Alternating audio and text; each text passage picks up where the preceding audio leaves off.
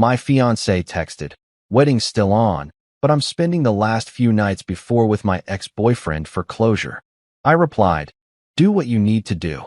Then I called the venue and canceled everything. She found out at her bachelorette party when the venue called her about the cancellation, and then Wednesday afternoon hit me like a freight train carrying nothing but disappointment and lukewarm coffee. I was sitting at my desk in downtown Chicago, contemplating whether the fluorescent lights above me were specifically designed to suck the soul out of corporate drones like myself, when my phone decided to detonate my entire existence. I'd just wrapped up 3 back-to-back client meetings that felt like medieval torture sessions disguised as strategic planning discussions, and honestly, I was already questioning my life choices before my phone even buzzed. The notification popped up from Brooke Patterson, my fiancée, my supposed ride or die, the woman I was planning to legally bind myself to in exactly 3 days. 3 days. I was expecting the usual sweet nonsense she'd been bombarding me with for weeks. You know, the typical bride-to-be chaos. Did you confirm the flowers? Or my mom wants to move table 6 closer to the band. Or do you think ivory napkins clash with champagne tablecloths? The kind of questions that made me wonder if wedding planning was actually a form of advanced psychological warfare designed to break strong men. Instead, I got this absolute masterpiece of human audacity. Wedding's still on, but I'm spending the last few nights before with my ex-boyfriend for closure. I blinked at the screen like it was written in ancient hieroglyphics. Read it again. Nope, still said the same thing. My brain did that thing where it completely short-circuits and you just sit there like a deer in headlights, except the headlights are attached to a garbage truck heading straight for your dignity. Derek. She was talking about Derek Morrison, the walking disaster she claimed she'd completely erased from her life like a bad tattoo. The guy she swore up and down was ancient history and totally irrelevant to our relationship.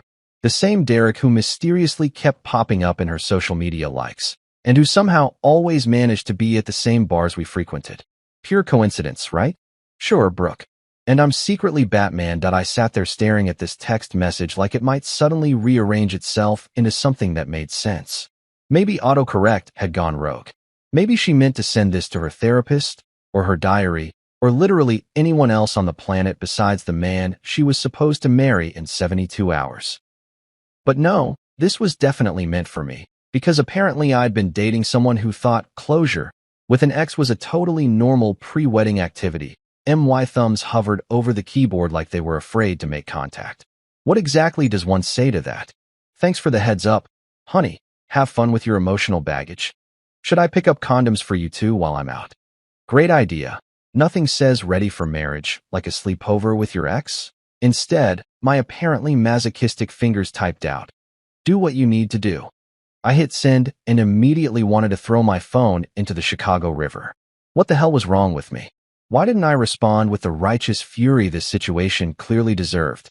Why wasn't I demanding explanations or setting boundaries or doing literally anything that resembled having a backbone? Her response came back faster than a boomerang. "You're the best, Marcus. So mature and secure. This is why I'm marrying you." Oh, the irony was absolutely delicious. She was marrying me because I was mature and secure enough to let her shack up with her ex-boyfriend right before our wedding. What a catch I was. So mature, so secure, so completely spineless that I'd just given my blessing to what was essentially sanctioned cheating with a side of emotional manipulation that I put the phone down on my desk and stared at it like it might explode. The office around me continued its usual Wednesday afternoon hum. Keyboards clicking, phones ringing, Karen from accounting laughing way too loudly at something that definitely wasn't that funny. Normal people doing normal things while my world imploded in real time via text message. The thing is, I knew instantly, and I mean immediately, like some kind of divine revelation, that the wedding was already dead. Not postponed, not complicated, not something we'd work through with couples therapy and awkward conversations. Dead. Deceased. Pushing up daisies. It had died the moment she hit send on that text, and honestly, it had probably been on life support for months. Because here's the thing about closure. It's the biggest load of crap ever invented by people who want to have their cake and eat it too. You don't need closure from someone you're truly over. You don't need to spend a few nights processing feelings that should have been handled before you accepted someone else's engagement ring. And you definitely don't announce this brilliant plan to your fiancé 3 days before the wedding like you're discussing dinner plans. Sitting there in my beige cubicle, surrounded by motivational posters about teamwork and synergy, I felt something I hadn't experienced in months. Clarity. Pure, crystalline clarity about exactly what I needed to do. The wedding was dead, but I was the only one who knew it yet. Brooke was off planning her little closure adventure, completely oblivious to the fact that she'd just handed me the perfect exit strategy wrapped in her own selfish delusions. That I picked up my phone again and scrolled through my contacts. Time to start making some calls.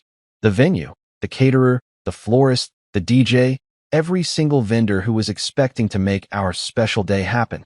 Because if Brooke wanted closure, I was about to give her the most definitive closure she'd ever experienced. 3 days before what should have been the happiest day of my life, I was about to become a runaway groom. And honestly, I'd never felt more relieved about anything in my entire existence. My first call was to Lakeside Manor, the venue where we were supposed to pledge our eternal love in front of 150 witnesses who were about to get a front row seat to the greatest wedding cancellation in Chicago history. The phone rang twice before a cheerful voice answered. Lakeside Manor, this is Jennifer. How can I make your special day perfect? This is Marcus Grant, I said, my voice surprisingly steady for someone who was about to torch his entire future. Cancel everything for Saturday. The silence on the other end was so profound I could practically hear Jennifer's brain malfunctioning. I'm sorry, did you say cancel? As in, the entire wedding. That's exactly what I said. The whole shebang. Done. Finito. Over and out. Jennifer's professional composure cracked like a cheap vase hitting concrete. Mr. Grant, I have to remind you that with less than 72 hours notice, you'll forfeit the entire deposit, plus we'll need to charge you for, I don't care, I interrupted, feeling a weird sense of liberation wash over me. Charge whatever you want. Send the bill to Marcus Grant, same address you have on file. Just make sure nobody shows up expecting a wedding on Saturday, because it's not happening. After Jennifer finished sputtering about contracts and policies, I hung up and immediately dialed the honeymoon resort in Maui. Because nothing says dodged a bullet like canceling your romantic getaway to paradise where you would have spent a week pretending everything was fine while your new wife probably texted Derek about their amazing closure sessions. Aloha, Grand Wailea Resort. This is Kailani speaking. Hi Kailani, this is Marcus Grant.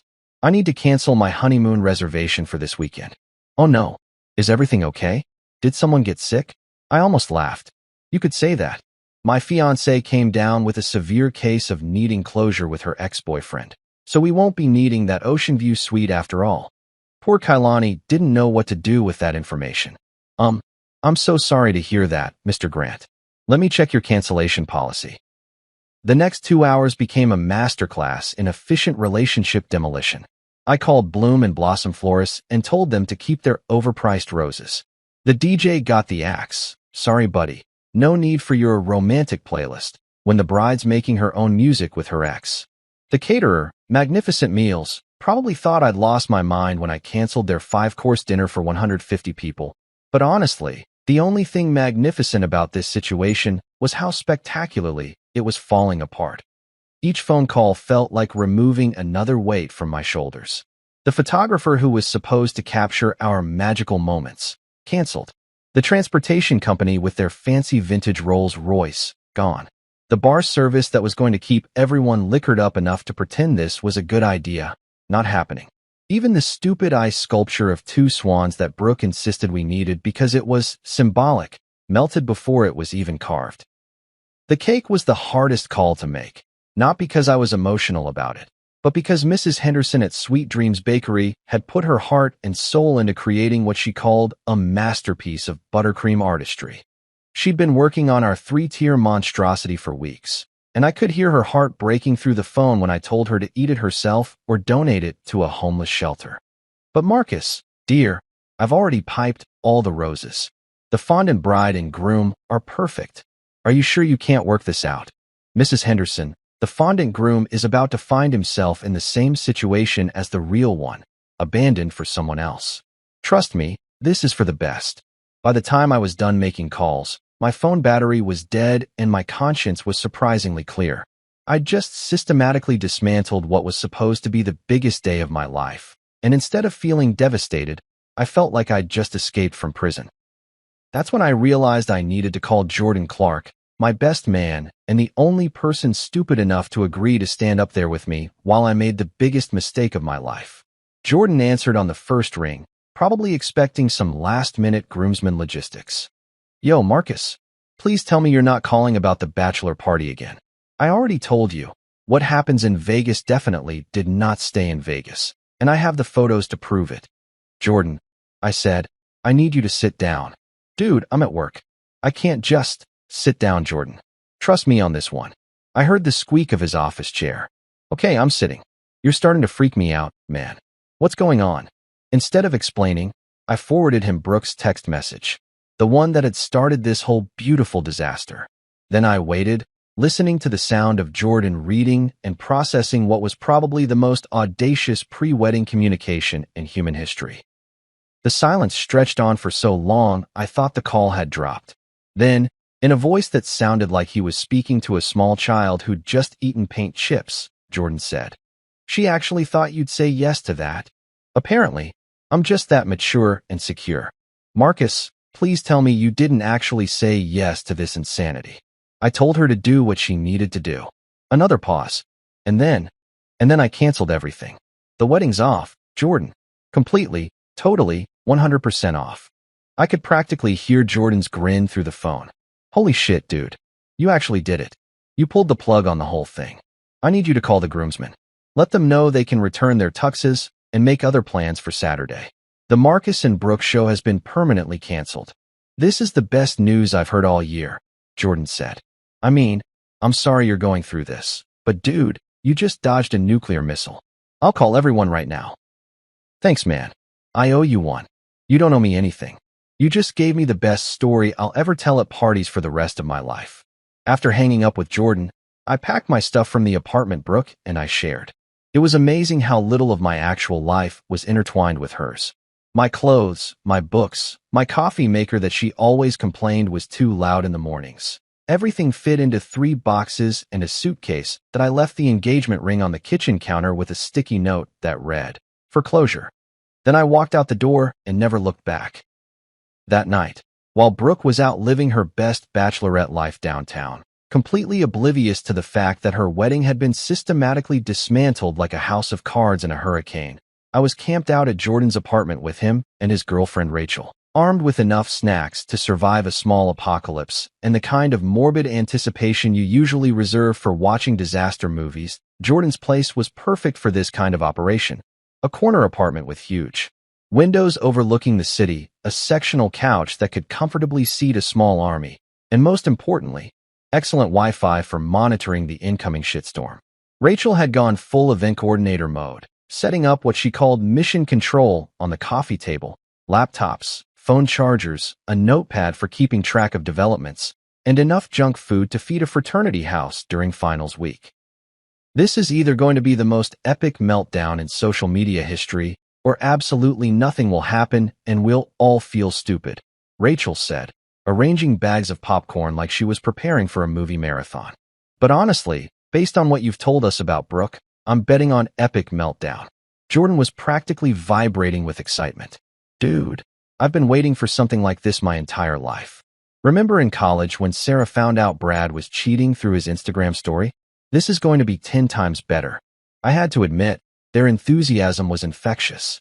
After spending months walking on eggshells around Brooke's increasingly dramatic wedding demands, it felt good to be around people who appreciated the sheer absurdity of what was happening.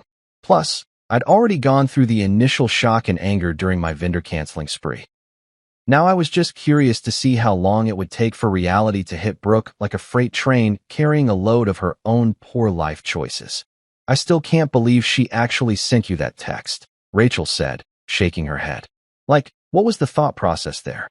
Hey honey, I know we're getting married in 3 days, but I'm going to go bang my ex-boyfriend real quick for emotional reasons. Hope that's cool. The best part, Jordan added, is that she thought Marcus would just sit there and take it. Like he's some kind of doormat who'd be grateful she was even bothering to inform him about her extracurricular activities. I stretched out on the couch, feeling more relaxed than I had in weeks. You know what's funny? I think she genuinely believed I'd be okay with it. Like, in her mind, being mature and secure means letting your fiancé do whatever she wants without consequences. That's not mature, Rachel said. That's being a pushover. There's a difference between being understanding and being a human welcome mat. We'd strategically blocked Brooke and her entire wedding party from all our social media accounts, but Jordan had kept his phone open to monitor the situation. He'd set up a whole system, screenshots, screen recordings, the works. The man was more prepared than a war correspondent heading into a combat zone. So what's the timeline here? Rachel asked, consulting her notepad like she was planning a military operation. When do you think she'll figure out the wedding's been canceled? I checked my watch. The bachelorette party started at 7. Knowing Brooke, they'll spend the first few hours taking photos for Instagram, drinking overpriced cocktails, and talking about how blessed she is. The venue's automated system sends cancellation confirmations at 9:30, so we've got about an hour and a half of peace before all hell breaks loose, Jordan finished. Assuming she even checks her email during the party, Rachel pointed out. Some people actually put their phones away during special events. Jordan and I looked at her like she'd just suggested people might stop breathing for fun. You've met Brooke, right? Jordan said. The woman who live tweeted her own engagement? She's not putting her phone away for anything. He was right, of course. Brooke was the kind of person who documented every moment of her life like she was running for president and needed proof of all her activities. Her Instagram story probably had more updates than a breaking news feed during a natural disaster. Plus, I added, she specifically requested to be copied on all vendor communications. She wanted to stay in the loop and make sure nothing went wrong. Well, congratulations, Brooke. You're definitely going to stay in the loop. We settled in to wait, making predictions about how the night would unfold. Rachel thought Brooke would call me first, probably screaming. Jordan was betting on a complete social media meltdown with angry posts and dramatic proclamations. I was leaning toward a full-scale family intervention, complete with her mother Helen showing up at Jordan's door, demanding explanations. What I don't understand, Rachel said, opening a bag of chips, is why Derek went along with this plan. Like, what guy thinks it's a good idea to sleep with someone else's fiancé 3 days before their wedding? The kind of guy who's been trying to break them up for months, Jordan replied. Think about it. He gets to play the supportive ex-boyfriend while simultaneously sabotaging her relationship. It's actually kind of brilliant, in a completely psychotic way. Except he didn't count on Marcus having a spine, I pointed out. His whole plan depended on me being too pathetic to do anything about it. Their plan, Rachel corrected. Don't forget, Brooke was in on this too. She probably thought she could have her cake and eat it too. Marry you for stability and keep Derek around for whatever pathetic emotional validation she gets from him. The more we talked about it, the clearer it became that this whole situation had been brewing for months. All those times Derek mysteriously showed up places. All those conversations about closure and unresolved feelings. All those moments when Brooke seemed distracted or defensive when I asked about her past relationships. It hadn't been paranoia or insecurity on my part. It had been pattern recognition. You know what the really messed up part is? I said, grabbing a handful of popcorn. If she'd just been honest about still having feelings for Derek, we could have broken up like normal people. Instead, she decided to string me along right up until the wedding, like I was some kind of backup plan. That's what narcissists do, Rachel said matter-of-factly. They keep people around as options while they explore other opportunities. The engagement ring was probably just insurance in case things didn't work out with Derek. Jordan's phone buzzed with a notification, and we all froze like we'd been caught doing something illegal. He checked the screen and grinned. It's starting. At exactly 9:23 p.m., Jordan's phone lit up like a Christmas tree having an electrical malfunction. We'd been sitting there for over 2 hours, munching on snacks and making increasingly ridiculous predictions about how Brooke's night would implode, when the automated email system at Lakeside Manor decided to drop its little digital bomb right into her perfectly curated bachelorette party. Oh shit, here we go, Jordan said, his eyes glued to his phone screen. The venue just sent the cancellation notice. Rachel leaned over his shoulder, practically vibrating with anticipation. Did she see it yet? Give it a minute, I said, feeling weirdly calm about the whole thing. She's probably too busy posing for photos to check her email immediately. I was right, of course. Brooke's Instagram story had been updating every 15 minutes like clockwork since 7 o'clock. The progression was almost artistic in its predictability. Pre-party shots of her getting ready in a white satin robe that probably cost more than most people's rent. Arrival photos at the rooftop bar in matching bride tribe shirts that made everyone look like they were advertising a cult. Group shots with overpriced cocktails that came with sparklers because apparently regular drinks weren't extra enough for this crowd. Her maid of honor, Gretchen Morrison, yes, Derek's sister, because apparently this whole situation needed an extra layer of family drama, had been documenting everything with the enthusiasm of a war correspondent covering the liberation of Paris. The photos showed 12 women in various shades of pink and white, all grinning like they'd just won the lottery, while Brooke held court in the center wearing a tiara that looked like it came from a children's dress-up box. "Look at this," Jordan said, showing us his screen. "Posted 20 minutes ago. My girls got me the perfect tiara because I'm literally a princess tonight. 3 more days until I become Mrs. Grant." The irony is just chef's kiss. Then, at 9:31 p.m., the tone of Gretchen's posts took a sharp left turn into panic territory. "Is Marcus with you guys tonight? Brooke's freaking out about something and won't tell us what's wrong." "And there it is," Rachel said, clapping her hands together. The moment reality crashed into fantasy land. What happened next was like watching a car accident in slow motion. If car accidents involved designer cocktails and women in matching t-shirts instead of actual vehicles. Jordan kept screenshot capturing everything as the updates got progressively more frantic. Gretchen's posts went from confused to concerned to borderline hysterical in the span of about 10 minutes. "OMG, something is seriously wrong. Brooke just locked herself in the bathroom and won't come out. She's crying and screaming about Marcus ruining everything. What is happening?" "The bathroom breakdown," I observed. Classic Brooke move. Whenever she can't control a situation, she retreats to the nearest lockable room and has a complete meltdown. "Should we feel bad about this?" Rachel asked, though her tone suggested she wasn't feeling particularly guilty. "About what? About her finally facing the consequences of her own actions?" "Nah, I'm good," I replied, grabbing another handful of popcorn. The real entertainment started when Brooke's mother, Helen Patterson, began her assault on everyone's voicemail. Jordan had the brilliant idea to put his phone on speaker so we could all enjoy the increasingly unhinged messages as they came in. Message 1, 9:47 p.m. "Jordan, this is Helen Patterson. I need you to call me immediately. There's been some kind of misunderstanding about the wedding arrangements, and I need to speak with Marcus right away." Message 2, 9:52 p.m. "Jordan, I don't know what kind of childish game Marcus is playing, but he needs to stop this nonsense immediately. He's ruining my daughter's life over nothing. Call me back." Message 3, 10:08 p.m. "This is absolutely ridiculous.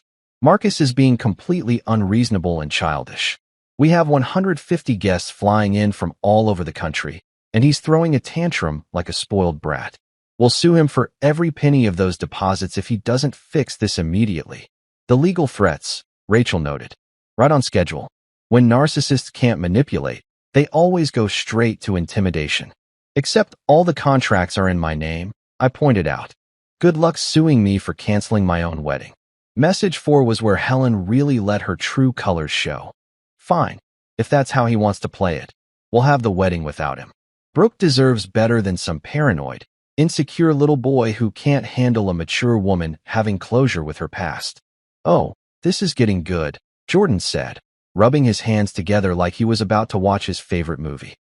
But the real cherry on top of this disaster Sunday came when Derek himself decided to get involved. At 10:23 p.m., he actually had the audacity to text Jordan directly, as if they were old buddies who regularly chatted about relationship drama. "Hey man, can we talk? This whole thing is getting out of hand. Brooke is hysterical, and I think there's been a misunderstanding. Can you ask Marcus to call me? We need to have a man-to-man conversation about this." Jordan looked at me with raised eyebrows. "Want me to respond?" "Go for it," I said. "But keep it classy." Jordan's fingers flew over his keyboard. "My guy, you literally told the groom you'd be sleeping over with his bride 3 days before the wedding. What exactly did you think would happen? that he'd send you a fruit basket and a thank you note. The response came back almost immediately. It's not like that. It's complicated. Brooke has unresolved feelings, and she needed closure before she could fully commit to Marcus. I was just trying to help her work through her emotions. Oh, how noble of you, Rachel said sarcastically. What a selfless act of service, sleeping with someone else's fiancé to help her work through her feelings. Jordan typed back, Dude, if you're going to home wreck, at least own it. Don't insult everyone's intelligence by pretending you're doing it out of the goodness of your heart. Meanwhile, the Instagram updates from the bachelorette party had completely stopped. The last post was from 9:19 p.m., a group shot of everyone toasting with champagne, captioned, To new beginnings and happily ever after. The timestamp made it even more perfect. They'd been celebrating right up until the moment the cancellation email arrived. I kind of feel bad for the other girls, Rachel said. They probably have no idea what's going on. They're just there to celebrate their friend's wedding, and suddenly, she's having a complete breakdown in a bathroom. Don't feel too bad, I replied.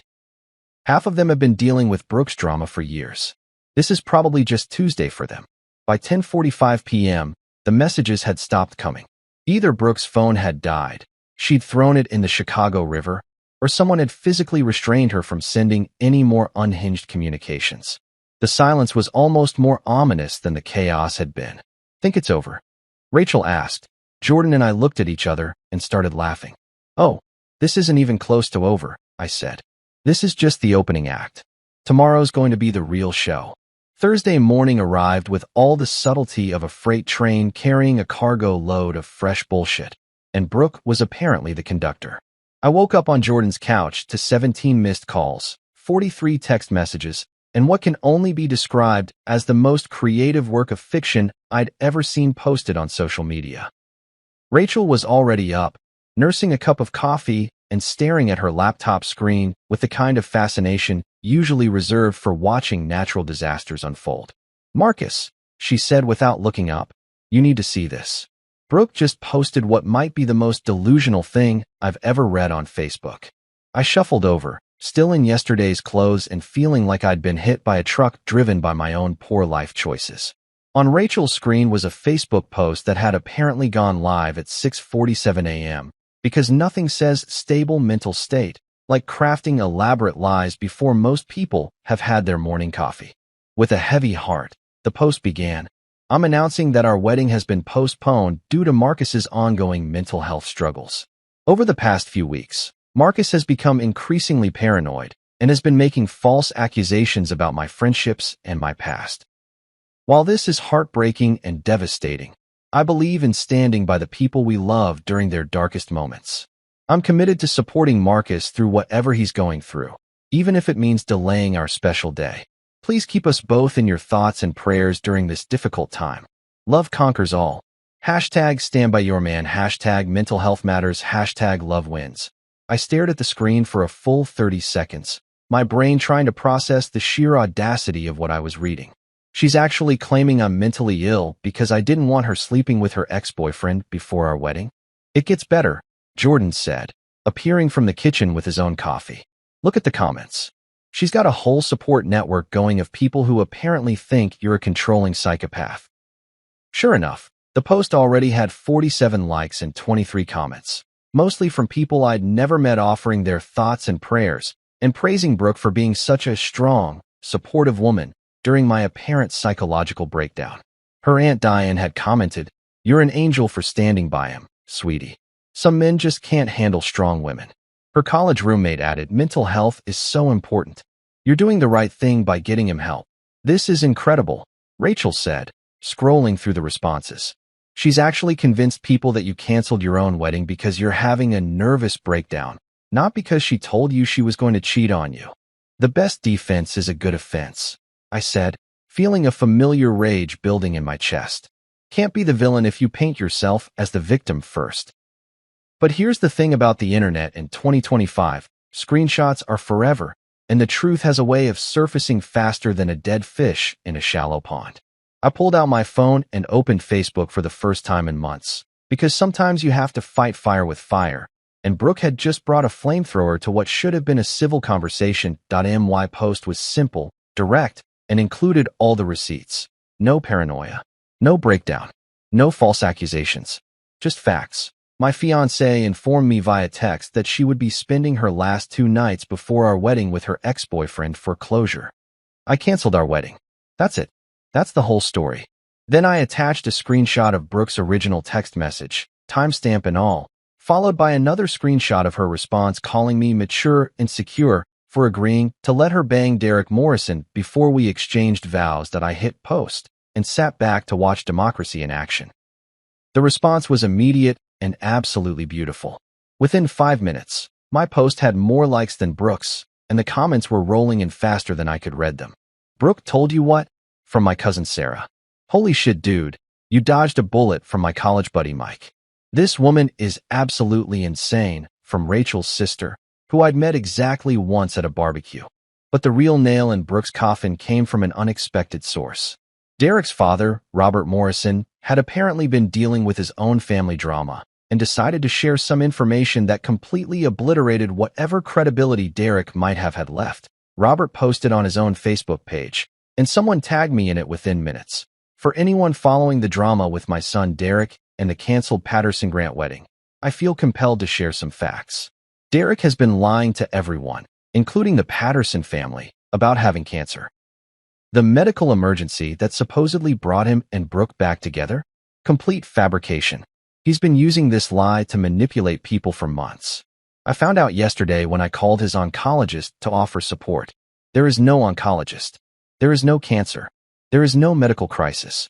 There's just my son being a manipulative piece of garbage, and I'm done covering for him."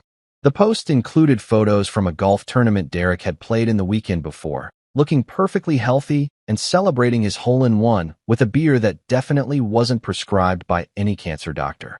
"Oh my God," Rachel said, reading over my shoulder. "Derek's been faking cancer to get sympathy from Brooke. And now his own father is exposing him on social media," Jordan added. "This keeps getting better and better." Within an hour, the entire narrative had flipped. Brooke's post was being shared and mocked across multiple friend groups, with people commenting things like, "Did you really think nobody would fact-check this?"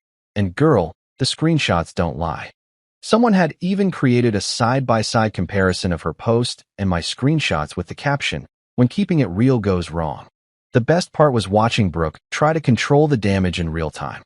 She started deleting comments that didn't support her narrative, then deleted the entire post when the negative responses outnumbered the supportive ones. Then she posted again, this time claiming her account had been hacked and that someone was spreading lies about her. But the internet had already done its thing. Screenshots of her original post were circulating, along with my response and Derek's father's cancer revelation. The whole story was spreading faster than gossip at a small-town hair salon, and there was absolutely nothing Brooke could do to stop it. Her second post lasted about 20 minutes before she deleted that too.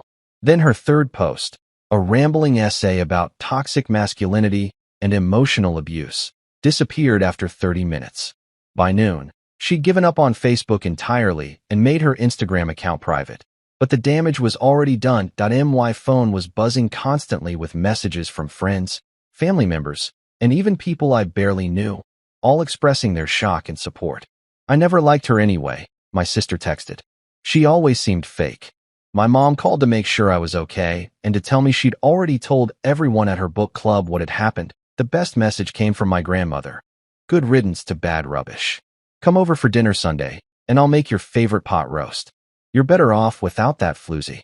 Gotta love Grandma's no-nonsense approach to relationship advice.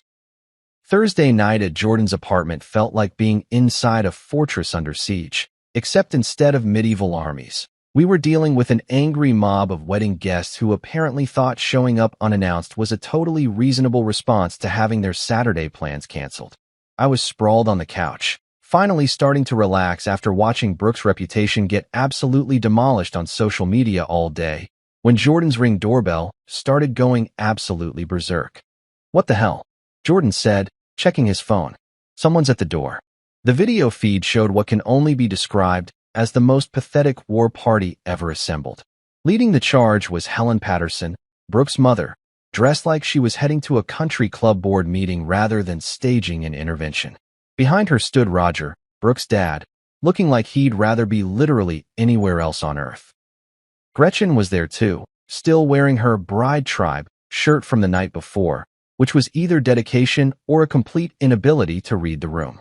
And bringing up the rear, like the world's most unwelcome surprise guest, was Derek Morrison himself. But the real star of this shit show was Brooke, front and center, still wearing her bachelorette party tiara, because apparently accessories are the most important thing when you're having a public meltdown.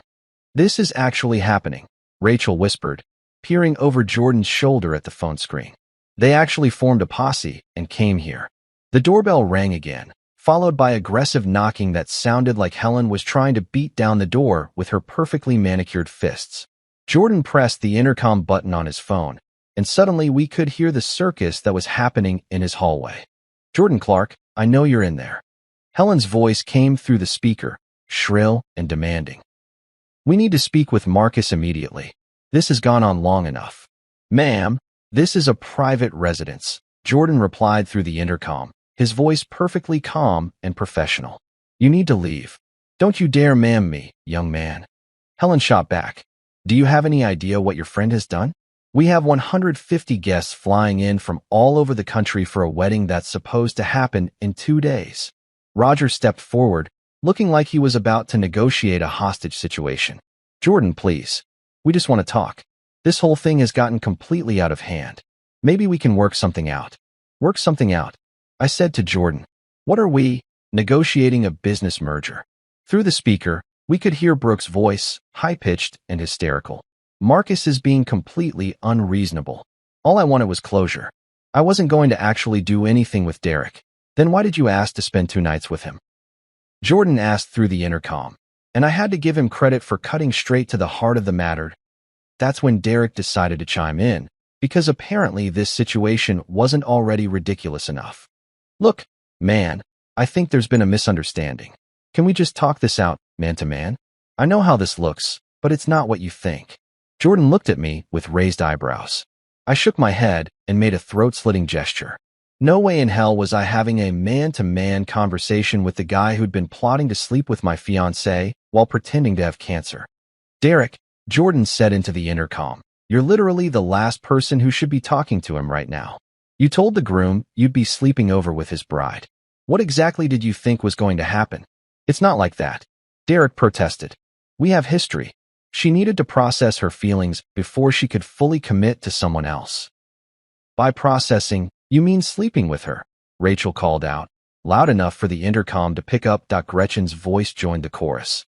"This is all just a big misunderstanding. Brooke loves Marcus. She's always loved Marcus. Derek was just helping her work through some unresolved emotions." "Unresolved emotions," I repeated. "Is that what we're calling it now?" The conversation continued for another 10 minutes, with Helen making increasingly ridiculous demands and threats. She wanted me to come downstairs and discuss this like adults. She wanted Jordan to stop enabling Marcus's childish behavior. She wanted the wedding to happen as planned because too much money had already been spent, and what would people think? The best part was when she started making legal threats again. "We'll sue you for emotional distress. We'll sue you for the deposits. We'll sue you for everything you're worth." "Ma'am," Jordan replied, "you can't sue someone for canceling their own wedding. Also, I'm pretty sure emotional distress requires proving that the person actually caused the distress, not just responded appropriately to it." That's when Brooke completely lost it. Through the intercom, we could hear her screaming at the top of her lungs. "This is insane. I was doing Marcus a favor by marrying him. He should be grateful that someone like me even wanted to be with someone like him." "And there it is," Rachel said quietly. "The truth finally comes out. I could have had anyone." Brooke continued. "Derek has been begging me to come back to him for years. I chose Marcus because I thought he was stable and secure, but he's just as crazy and jealous as every other guy I've dated." "Wow," I said. "She's really selling herself as quite the catch there." Roger's voice came through next, and for the first time, he sounded genuinely embarrassed. "Brooke, honey, maybe we should go home and talk about this privately." "No," she shrieked. "I'm not leaving until Marcus comes down here and explains himself. He owes me that much." "Actually," Jordan said through the intercom, "he doesn't owe you anything. But I'll tell you what, security is on their way up, so you might want to start heading toward the elevator." That wasn't actually true, but it had the desired effect. We could hear Helen sputtering indignantly and Roger trying to convince everyone to leave before things got worse. Gretchen was arguing with Derek about whether they should wait for security or just leave, and through it all, Brooke was still screaming about how unfair everything was. The final nail in the coffin came when Derek tried one last desperate appeal. Marcus, if you're listening, just give me 5 minutes to explain. This whole thing got blown way out of proportion. Brooke and I have a connection that goes back years, and she needed to explore that before she could fully commit to you. I was just trying to help her be sure about her decision. Jordan's response was absolutely perfect. Dude, you just admitted you were trying to steal another man's fiancée. On camera, while standing outside his friend's apartment building. At 10 o'clock at night. Wearing yesterday's clothes. Maybe it's time to reevaluate your life choices. Within 5 minutes, building security actually did show up, and we watched through the ring camera as the whole pathetic group was escorted toward the elevators. Brooke's last words, screamed over her shoulder as they disappeared from view, were, "You'll regret this forever, Marcus. You're making the biggest mistake of your life." Somehow, I said, settling back into the couch, I doubt that. Friday rolled around with all the pomp and circumstance of a funeral march, which was pretty fitting considering we were supposed to be having our rehearsal dinner at the Oakwood Country Club that evening. Instead of practicing wedding vows and toasting to our future happiness, I was sitting in Jordan's kitchen eating leftover Chinese takeout and watching Brooke's world continue to implode in spectacular fashion. The day started quietly enough. Too quietly, actually. After Thursday night's doorbell invasion, I was expecting some kind of escalation, but my phone had been surprisingly silent all morning. No angry texts, no voicemails from Helen threatening legal action, no social media posts claiming I'd been possessed by demons or abducted by aliens. It was almost unsettling. "This is the calm before the storm," Rachel said, sipping her coffee and scrolling through her phone. "Brooke's not the type to just give up and accept defeat. She's planning something." She was right, of course. At exactly 2:30 p.m., my phone rang with a call from the Oakwood Country Club. I recognized the number because I called them Wednesday to cancel our rehearsal dinner reservation, along with everything else on our wedding weekend itinerary. "Mr. Grant, this is Patricia from Oakwood Country Club," the voice said, sounding frazzled and confused. "I'm calling because we have a situation here, and I need to verify some information with you." "What kind of situation?" I asked, though I had a pretty good idea where this was heading. "Well, sir, we have a woman here claiming to be your fiancée, and she's insisting that your rehearsal dinner is still on for tonight. She's with an older woman who says she's the mother of the bride, and they're demanding that we honor your reservation. They're saying there was some kind of miscommunication about the cancellation." I could hear shouting in the background, and Patricia's voice dropped to a whisper. "Mr. Grant, I have to ask, did you actually cancel this reservation, or was there some kind of mistake?" "I absolutely canceled it," I said. "Wednesday afternoon, around 3 o'clock. I spoke with someone named Jennifer, I think. The reservation was completely canceled, and I was told there would be cancellation fees." "That's what our records show," Patricia confirmed. "But these women are insisting it's a mistake, and they're causing quite a scene. The older woman is demanding to speak with the manager and threatening to charge everything to your credit card." "My credit card?" I laughed. "Patricia, I need you to understand something very clearly. I am not getting married tomorrow. There is no wedding. There is no rehearsal dinner. These women are not authorized to use my credit card for anything, and if they try, it's fraud. Do you understand?" "Yes, sir, I understand completely. Should I call security?" Through the phone, I could hear Helen's voice getting louder and more indignant. "This is absolutely ridiculous. We've been planning this event for months. You cannot treat paying customers this way." "Patricia," I said, "yes, please call security. And if they refuse to leave, call the police. I want this documented in case they try to pull any more stunts." 20 minutes later, Patricia called me back. "Mr. Grant, I wanted to follow up. We did have to call the police to escort them off the property." The younger woman became quite belligerent when we explained that the reservation was canceled, and the older woman actually tried to physically push past our hostess to get to the private dining room. "Are you serious?" "Unfortunately, yes. The police report is being filed as trespassing and attempted fraud." They tried to force us to charge your card for services you'd already canceled.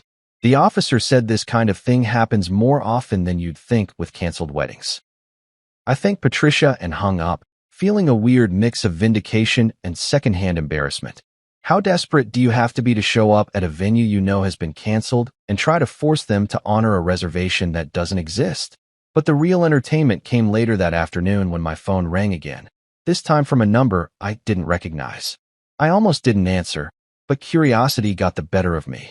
Marcus. The voice was hesitant, embarrassed. This is Roger. Roger Patterson. Brooke's dad. The man who'd looked like he wanted to disappear into the floor during Thursday night's apartment invasion. Hi, Roger, I said, genuinely curious about what he could possibly want to discuss. Listen, son, he said, and I could hear the exhaustion in his voice. I need to ask you something, and I want you to be completely honest with me. Is this really what you want? Is this how you want this whole thing to end? For a moment, I almost felt bad for him. Roger had always seemed like a decent guy who'd gotten stuck in the middle of his wife and daughter's drama. But then I remembered why we were having this conversation in the first place. Roger, did you see Brooke's text message? The one where she told me she was going to spend 2 nights with her ex-boyfriend before our wedding. Silence on the other end. Because I've got screenshots if you want to see them, I continued, along with her response calling me mature and secure for letting her do it. More silence. And did you know that Derek has been lying about having cancer? That the whole medical emergency that brought them back together was completely fake? A long sigh. Yeah, I saw Robert's post yesterday about Derek faking the cancer thing. So knowing all that, do you really think I should marry your daughter tomorrow? The pause stretched on for so long I thought the call had dropped. Finally, Roger spoke again, his voice barely above a whisper. No. No. I guess I wouldn't want my son to marry someone who did that to him. I appreciate your honesty, Roger. I really do. Marcus, for what it's worth, I'm sorry. I knew Helen was encouraging this whole closure thing with Derek. She thought he had money, thought maybe Brooke could do better. I should have said something, but... He trailed off. But what? But I've been thinking about divorce for 2 years, and I didn't want to rock the boat until after the wedding. Guess that doesn't matter now. Holy shit. Brooke's parents were getting divorced too? This day just kept getting better and better. I'm sorry to hear that, Roger. But maybe this is all for the best. For everyone. Yeah, he said sadly. Maybe it is. Take care of yourself, Marcus. You're a good kid, and you deserve better than this circus. After he hung up, I sat there staring at my phone, trying to process everything that had happened. In the span of 3 days, I'd canceled my wedding, watched my ex-fiancé have multiple public meltdowns, been threatened with lawsuits, had my mental health questioned on social media, gotten invaded by angry relatives, and now learned that my almost-in-laws were splitting up too. And somehow, despite all the chaos and drama, I felt better than I had in months. Everything okay? Jordan asked, walking into the kitchen. Yeah, I said, surprising myself with how much I meant it. Everything's actually pretty great. Friday night was supposed to be our rehearsal dinner.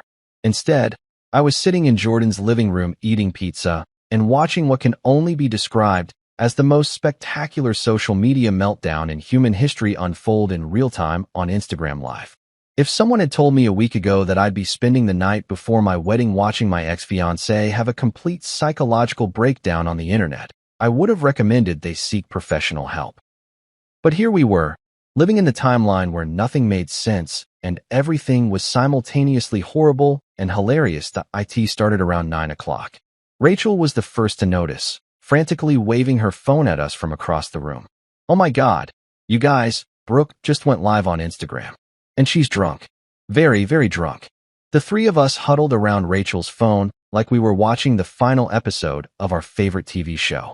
The video quality was shaky, clearly being filmed on a phone that wasn't being held steady, and the lighting was terrible. But there was Brooke, sitting on what was obviously Derek's couch.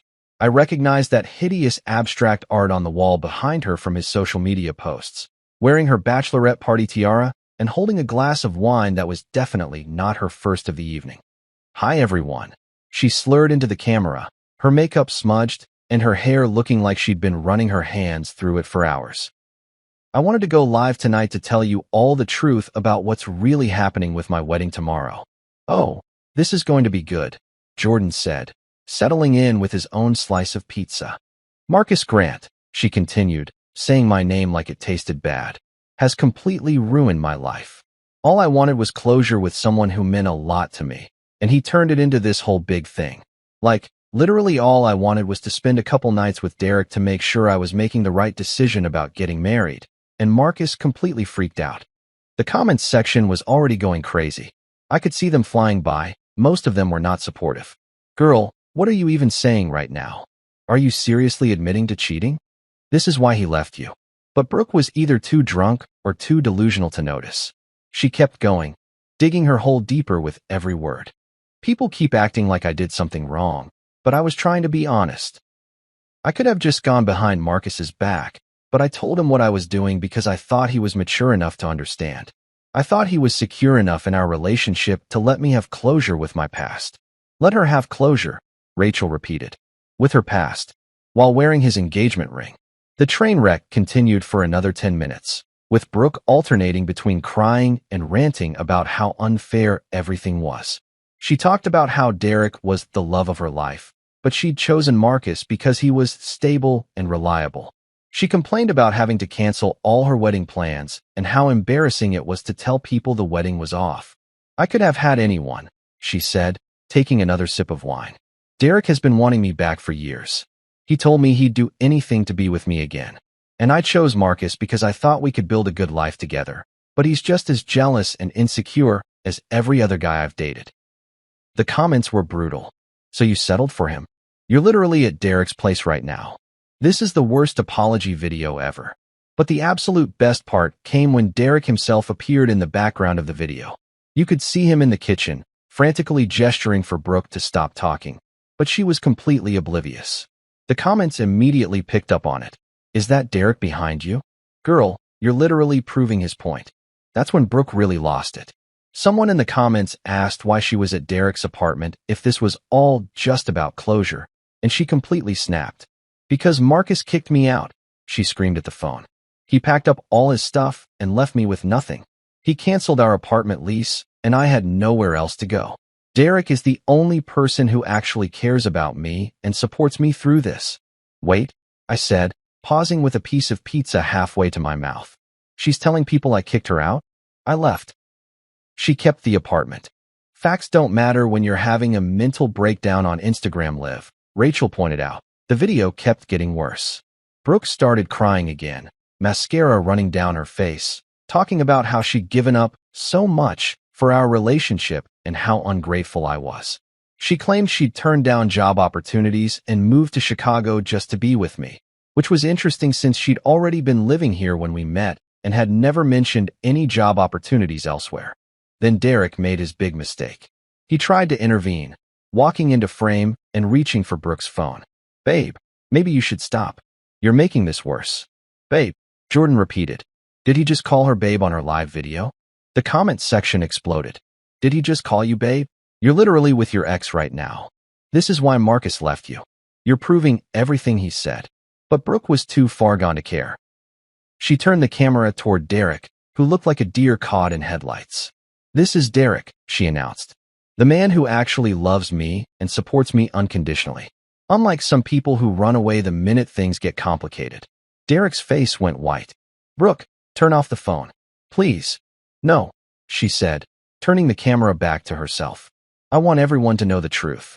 Marcus is a coward who couldn't handle being with a real woman who has a past. Derek understands me. Derek accepts me for who I am. The whole thing devolved from there. Derek kept trying to get Brooke to end the video while she got increasingly belligerent and defensive. At one point, she actually started reading the negative comments out loud and responding to them, which just made everything worse. You're literally cheating right now, she read. I'm not cheating. I'm single. Marcus broke up with me, remember? I can do whatever I want. This is so embarrassing, she continued. Girl, stop talking. Why should I stop talking? Everyone wants to judge me, but nobody wants to hear my side of the story. The final nail in the coffin came when someone in the comments pointed out that Derek's apartment walls were visible behind her, and they'd seen his address posted on social media before. You're at Derek's place on what should have been your rehearsal dinner. The comment read that Brooke's response was to pan the camera around Derek's living room. showing off his terrible furniture and that god-awful abstract art. Yeah, I'm at Derek's place. So what? At least someone wants me here. The video finally ended when Derek physically took the phone away from her, but not before she managed to slur out one final message. Marcus Grant, if you're watching this, you're going to regret leaving me for the rest of your pathetic life. The silence in Jordan's living room was deafening. Well, Rachel said finally, that happened. Did she just confess to everything on live video? I asked. And then some, Jordan replied. I don't think she could have made herself look worse if she'd tried. By the time we went to bed, the video had been screen recorded and shared across multiple platforms. Whatever reputation Brooke had left was officially gone. Saturday morning dawned crisp and clear, the kind of perfect autumn day that wedding planners dream about and brides spend months praying for. Ironically, it was absolutely gorgeous weather for a wedding that was never going to happen. Instead of waking up in some overpriced hotel suite, surrounded by groomsmen making terrible jokes and downing mimosas to calm pre-wedding jitters, I was sitting on the deck of a mountain resort 2 hours outside Chicago, breathing in fresh pine air and feeling more at peace than I had in months. I'd driven up to Pine Ridge Lodge Friday night after Brooke's spectacular Instagram Live meltdown, needing to get as far away from the Chicago drama as possible. The resort was one of those places where people go to disconnect from reality.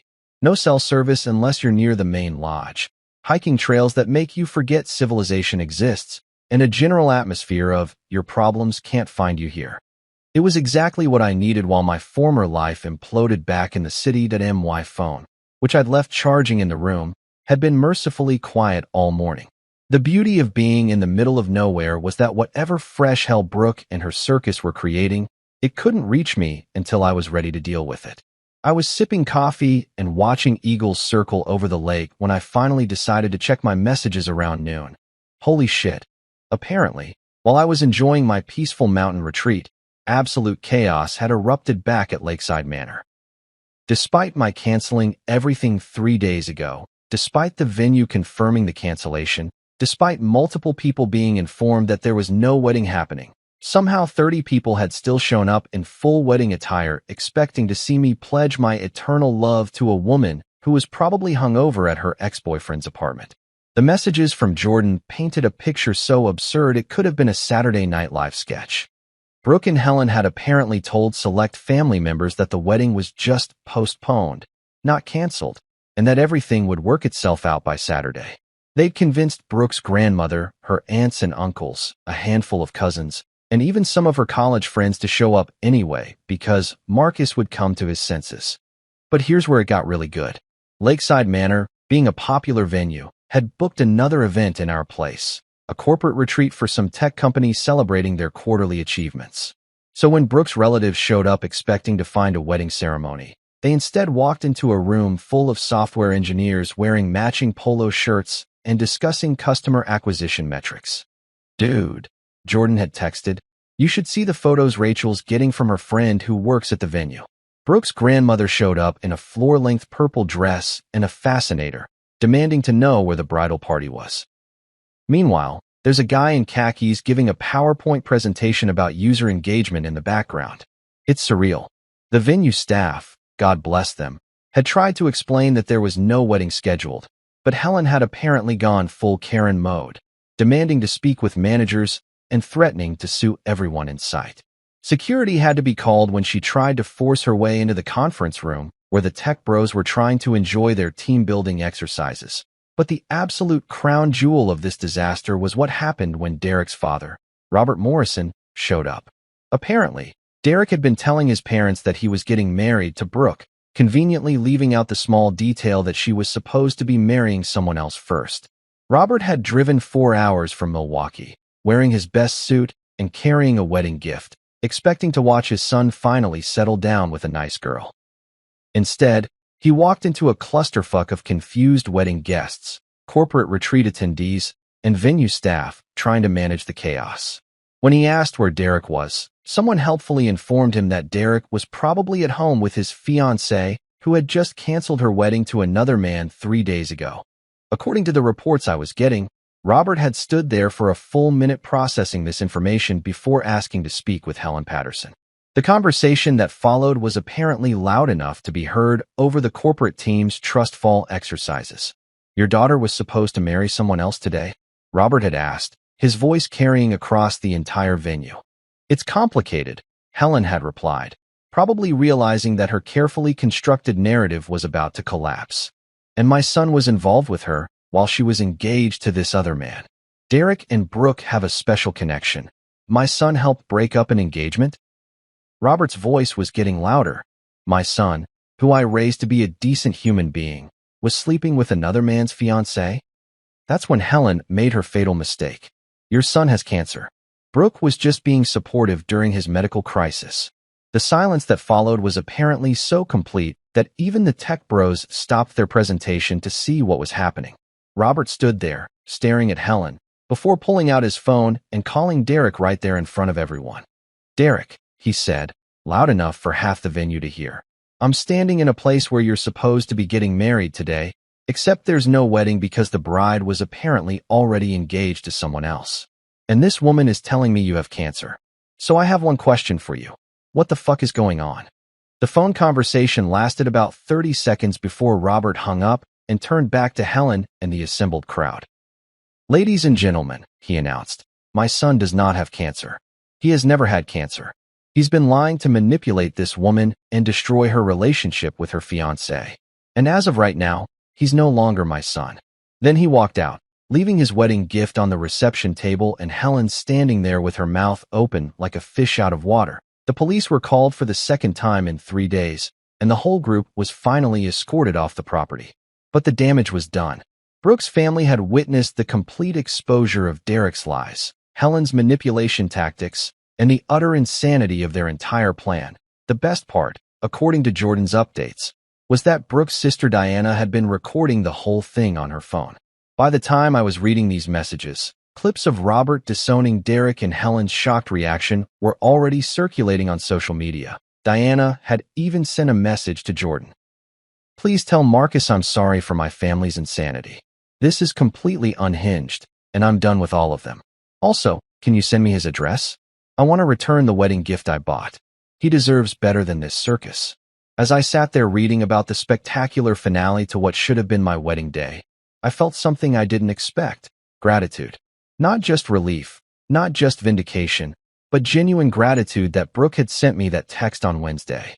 Because if she hadn't, I would have married into this family of manipulative, delusional people and probably spent years trying to figure out why I was so miserable. Instead, I was sitting on a mountain, breathing clean air, and watching my former problems destroy themselves without any help from me. It was the best wedding day I never had.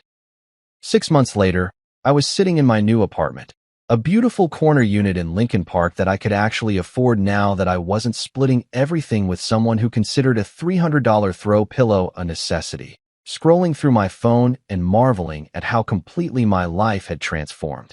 The autumn sunlight was streaming through windows that were actually clean because I'd learned to take care of my own space, and my coffee tasted better than it ever had when I was sharing a kitchen with someone who criticized my brewing technique daily. The aftermath of what I'd started calling the Great Wedding Disaster of 2025 had been almost poetic in its justice. Brooke and Derek were still together, if you could call what they had together. Last I'd heard through the Chicago Gossip Network, they were living in Derek's basement studio apartment because Brooke had been evicted from our old place after missing 3 months of rent. Apparently, when you spend all your time having dramatic meltdowns on social media instead of going to work, employers tend to notice. Their relationship, from what I could gather through mutual acquaintances who couldn't resist sharing updates, was exactly as toxic and miserable as you'd expect. Brooke had discovered that Derek, without the thrill of sneaking around and lying to other people, was just an unemployed man-child who played video games all day and couldn't hold down a job because he kept getting fired for personality conflicts with his supervisors. Derek, meanwhile, had learned that Brooke, without the ego boost of having multiple men competing for her attention, was just a high-maintenance drama queen who expected him to fund her lifestyle while she found herself.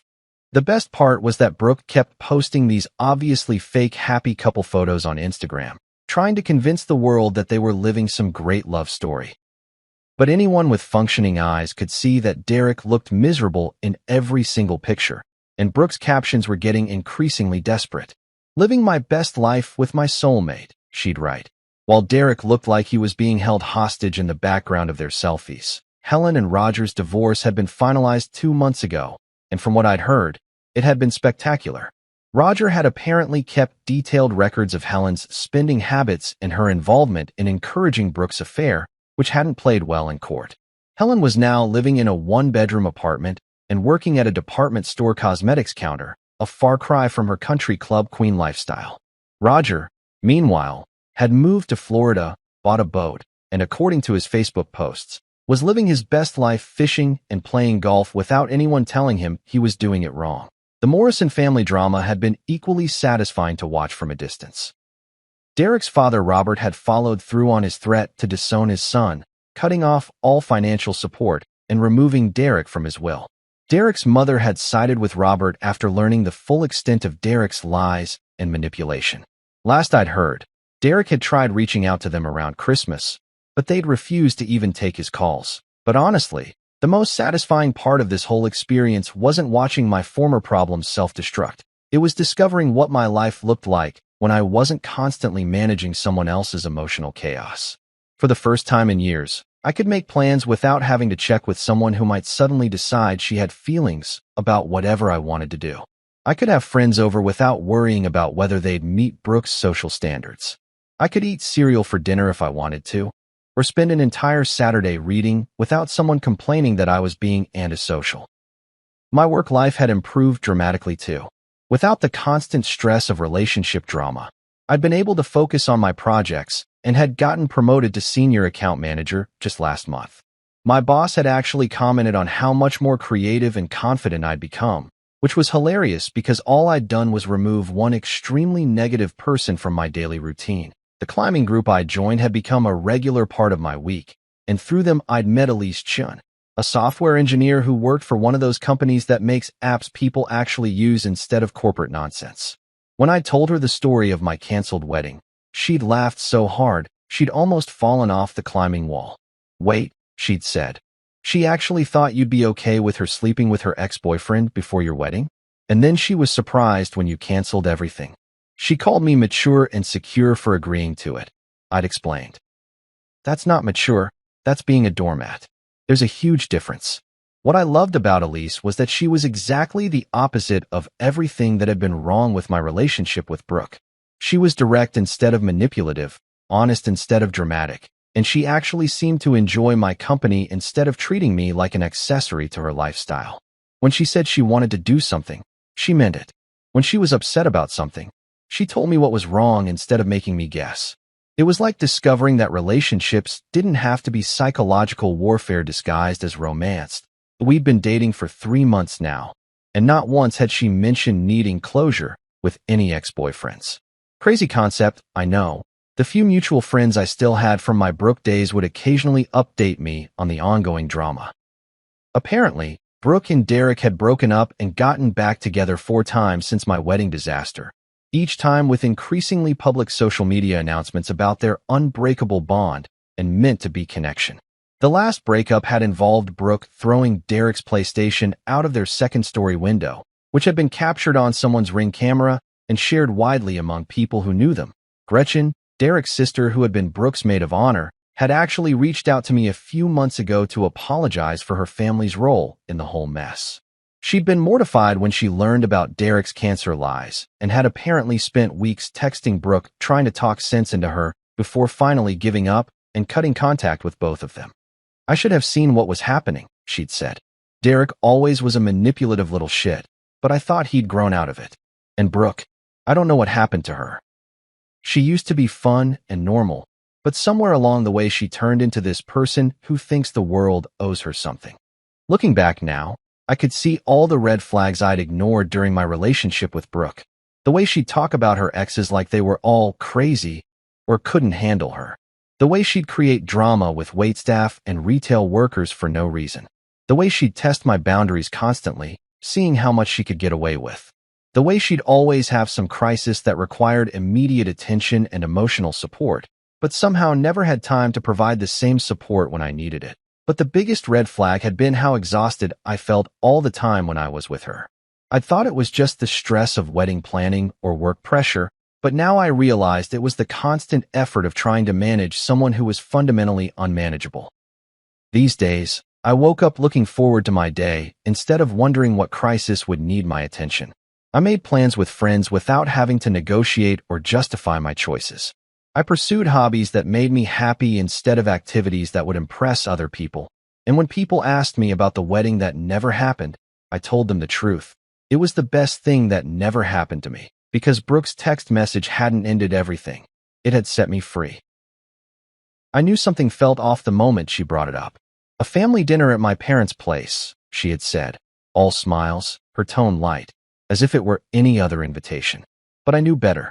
I knew what those nights really were, nights designed to remind me, in subtle and not-so-subtle ways, that I didn't belong. I had been through this before. The polite dismissals, the way they'd glance at me when I spoke, as if humoring a guest rather than acknowledging a family member. The way her father would steer conversations towards real success stories, always about people who inherited wealth, never about those who built it from the ground up like I did. But after years of enduring it, I had convinced myself that this time might be different. We had been married long enough. Maybe, just maybe, they had finally accepted me. So I agreed. I put on my best suit, the one she had bought me for occasions like these, and I showed up ready to be the respectable, patient husband they could no longer ignore. The estate was as intimidating as ever, towering and extravagant, the kind of house that wasn't just big, it was designed to feel unapproachable. The long driveway stretched endlessly, lined with imported trees and statues, leading up to an entrance grand enough to belong to royalty. A valet took my car, and as I stepped onto the stone path leading inside, I could already hear the sounds of laughter and clinking glasses from the dining hall. Inside, nothing had changed. The same massive chandeliers hung from ceilings so high they seemed unreal. The same portraits of her ancestors lined the walls, their stern faces watching over the room, a reminder of the bloodline they were so proud of. The scent of expensive wine and aged wood filled the air, mixing with the distant sounds of a pianist playing something classical, something expensive. I spotted Vanessa instantly, standing with her mother near the grand dining table, deep in conversation. Her father, Richard, was pouring drinks for a group of men in tailored suits, laughing too loudly, as if he had just delivered some profound wisdom. Her siblings were scattered, comfortable in their element, slipping seamlessly between conversations. And then there was me. I adjusted my cuffs, took a deep breath, and walked in. Vanessa turned, her eyes lighting up as she saw me. She walked over, smiling, and for a brief moment, I thought, maybe this time will be different. "Hey," I said, keeping my voice calm. "Hey, you made it." She leaned in and kissed my cheek, her perfume familiar, comforting. "Come, let's get to our seats." I followed her toward the grand dining table, relieved to finally blend into the setting. But just as I reached for a chair, she stopped, her hand gently touching my arm. "Oh, honey," she said, her voice as soft as ever. "I saved you a seat at the other table." I blinked. She gestured toward the far corner of the room, where a smaller, mismatched table sat, away from the grand setup. There, a handful of younger cousins and teenagers were seated, their table set with plastic cups and smaller plates, as if it were a designated spot for the unimportant. For the children. I waited for her to correct herself, to laugh and say it was a joke. But she just smiled, as if this was nothing, as if this was normal. I glanced back at the main table. No one had even noticed. Or maybe they had, and they just didn't care. Conversations continued. Drinks were poured. Laughter filled the air. The whole room moved on, completely unbothered by the fact that the man who married into their family was being seated like an afterthought. I looked back at Vanessa, searching for an explanation. "Are you serious?" I asked, my voice low. She didn't even flinch. "It's just for tonight," she whispered quickly. There wasn't enough space at the main table, and we didn't want to rearrange everything last minute. I stared at her, my mind racing.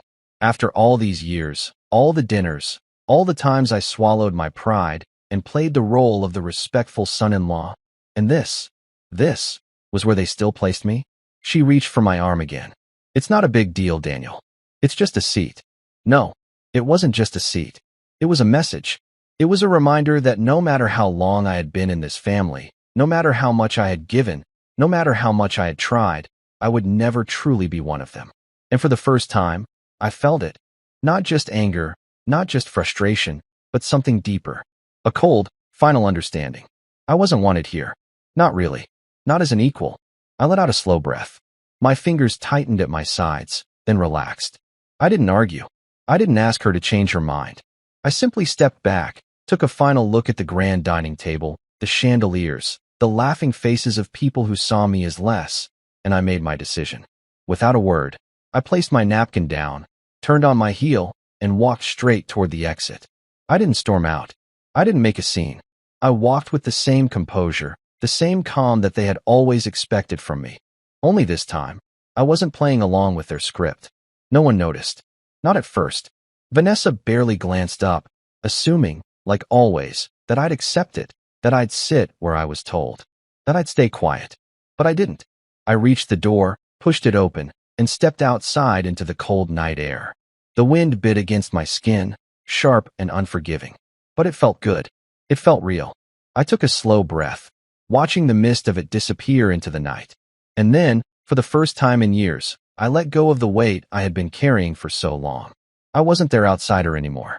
I wasn't their problem. I was done. The night air was sharp, cutting through my suit as I stood outside that towering estate, my breath steady but my mind anything but. My hands clenched at my sides, the weight of years of humiliation pressing down on my chest, but I forced myself to breathe, to think. I wasn't just walking away from a dinner. I was walking away from the role they had assigned me. The quiet, tolerated husband. The outsider. The one who was supposed to nod and smile and accept every subtle jab, every whispered dismissal, every reminder that no matter how much I loved Vanessa, I would never be good enough for her family. But tonight was different. Tonight, I wasn't going to take it. I could still hear the muffled voices from inside, the clinking of expensive glassware, the laughter of people who had no idea that something had just shifted, that I had just made a decision I couldn't take back. I should have left. I should have walked to my car, driven home, and let them deal with their own arrogance. But something held me there. Some deep, burning need for closure, for an answer. So, instead of leaving, I turned back around and stepped inside. The warmth of the house hit me instantly, but it felt suffocating now. Too bright, too polished, too full of people who saw me as nothing more than Vanessa's poor, self-made husband. The man who had somehow tricked his way into their prestigious family. I walked back toward the dining hall, my steps measured, my face carefully blank. Inside, the dinner was in full swing. Plates being passed, wine poured, conversations flowing as if nothing had happened, as if I had never been there to begin with. Vanessa was laughing at something her brother had said, her posture relaxed, at ease. Not a single trace of concern on her face. I stopped just before the doorway, watching her. She hadn't even looked for me, hadn't even noticed I had walked out. The realization hit harder than I expected, a sharp, ugly thing twisting in my chest. I had spent years trying to fit into her world, trying to earn a place at her family's table, and yet, when I finally walked away, when I left without a word, she didn't even blink. I took another step forward, past the threshold of the room, and finally, someone noticed. Ah, Daniel, there you are. Her father, Richard, always the first to acknowledge me when it was convenient. He raised his glass in my direction, his tone overly friendly, almost patronizing. We were wondering where you disappeared to. I met his gaze evenly, but I didn't answer. Vanessa turned then, finally registering my presence. Her eyes widened slightly, but she quickly masked her surprise with a smile. You're back, she said smoothly, as if I had just stepped away for a phone call. I ignored her and looked at the table. Every chair was filled, every seat taken, except one, at the corner, at the small, rickety side table where the children sat, their plates already half empty, the conversation light and unimportant. That was where I was supposed to sit. That was where they had placed me. Slowly, I turned back to Vanessa. You really expected me to sit there? The table was silent now, all eyes on me. Vanessa shifted uncomfortably in her seat. Daniel. No. I cut her off, my voice calm but firm. I want to hear it from you. You really thought it was acceptable to seat me, your husband, at the kids' table? A few people exchanged awkward glances, but no one spoke. Vanessa let out a small, nervous laugh, as if trying to downplay the moment. It's just a table, Daniel. It wasn't meant to be a big deal. I let her words hang between us for a moment. Then I turned to Richard. And you? I asked. What do you think? Richard raised a brow, clearly unimpressed with the fact that I was calling him out in front of his guests. I think you're overreacting, son. Son. He only ever called me that when he was trying to put me in my place. I let out a short, humorless laugh. Of course you do. I turned to Vanessa's mother next. Margaret. She cleared her throat, adjusting the napkin on her lap. Daniel, this is a family dinner. There's no need to make a scene. I took a slow breath, then nodded. Right? A family dinner. And yet, despite being married to your daughter for years, I was still treated as an afterthought. Vanessa's brother, Eric, leaned back in his chair, arms crossed. Come on, dude. It's not that deep. It's just seating arrangements. I met his gaze. Would you have been fine sitting there? Eric scoffed. Of course not. But, then don't tell me it's not a big deal. Silence. I turned back to Vanessa, the last thread of patience unraveling inside me. Tell me something, I said, my voice quieter now, but sharper. If I had asked them to seat you there instead, would you have accepted it? She hesitated, and that hesitation told me everything I needed to know. You wouldn't, I said before she could speak. Because you know what it means. You know what it implies. Vanessa's expression wavered, and for the first time that night, I saw something flicker in her eyes. Not guilt, not remorse, but realization. She had never thought about it that way, because she had never needed to, because she had never been on the receiving end of it. I let out a slow breath and stepped back. Enjoy your dinner, I said simply. Then I turned and walked away. For the second time that night, I left without waiting for a response. But this time, I knew they were watching. I knew, the moment I stepped outside, that the mood in that dining room had shifted. That for the first time, they were forced to acknowledge what they had done. And as I walked toward my car, hands steady, mind clear, I knew one more thing. I wasn't going to let this go. Not this time. The night was colder than before. The air had a crisp bite to it, seeping through my suit as I walked down the grand stone steps leading away from Vanessa's family estate. My breaths were slow, measured, misting in the winter air, but inside, I burned. Not with rage, not even with sadness, just a deep, cutting certainty. I was done. I didn't slam the door behind me when I left. I didn't yell. I didn't create a spectacle. I had done exactly what they expected of me for years. Kept my composure, stayed polite, never caused a scene. Except, this time, I wasn't doing it for their comfort. This time, I was doing it for myself. The estate's long driveway stretched out before me, winding down toward the gates where my car was parked. My footsteps echoed against the pavement, the only sound in the stillness of the night. The further I walked, the lighter I felt, like I had been carrying something heavy on my shoulders for years, and I had finally decided to set it down. Behind me, the house remained lively, filled with warm lights, laughter, and the clinking of expensive silverware. For all their talk of family, for all their pretense of togetherness, they hadn't even noticed I was gone. Or maybe they had, and just didn't care. I reached my car, pressing the key fob to unlock it. The interior light flickered on, casting a dim glow against the darkness. I stood there for a moment, one hand resting on the cold metal of the door handle. I could leave, drive away, go home, but something in me resisted.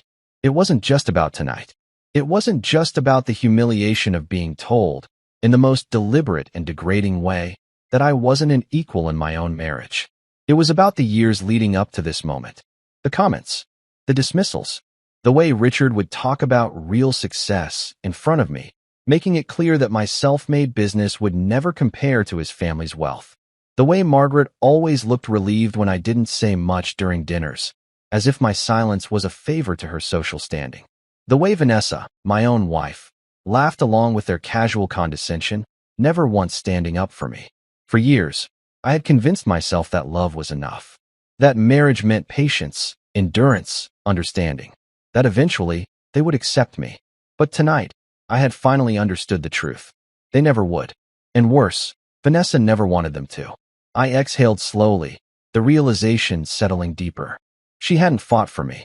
She hadn't argued when they seated me like an outsider at my own family dinner. She hadn't even tried to fix it. Instead, she had smiled at me and expected me to go along with it. That's what hurt the most.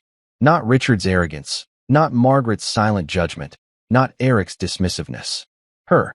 The fact that she was so comfortable with the way they treated me, that she had grown up in that world and saw nothing wrong with it. The front door of the estate opened suddenly, spilling light onto the stone steps. I didn't turn, but I heard the familiar click of heels, quick, hesitant steps. Vanessa. I braced myself as she approached. Daniel. I didn't respond. She hesitated behind me, as if trying to gauge my mood. Why did you leave? The question was so absurd, I almost laughed. Instead, I turned to face her, keeping my expression unreadable. You really have to ask? She crossed her arms, shifting on her heels. It was just a misunderstanding. I let out a slow, humorless breath, shaking my head. A misunderstanding? Yes, she said, stepping closer, her voice softer now. You're making it bigger than it is. I stared at her, waiting for an apology, for any sign that she understood what she had done. But it didn't come. Instead, she let out a small sigh, her expression frustrated, as if I was the problem. Look, I didn't think it was that serious. It was just a seating arrangement. You could have sat down and joined us after. No one would have cared. That's the problem. I interrupted, my voice steady but firm. No one would have cared. She blinked, caught off guard. I took a step forward. You don't get it, do you? You don't see how that was a message. How it wasn't just about a seat. It was about respect. About my place in this family. About the fact that after all these years, your parents still see me as beneath them. And you let them. She opened her mouth to respond, but I wasn't finished. You let them. I repeated, my tone sharper now. You didn't argue. You didn't defend me.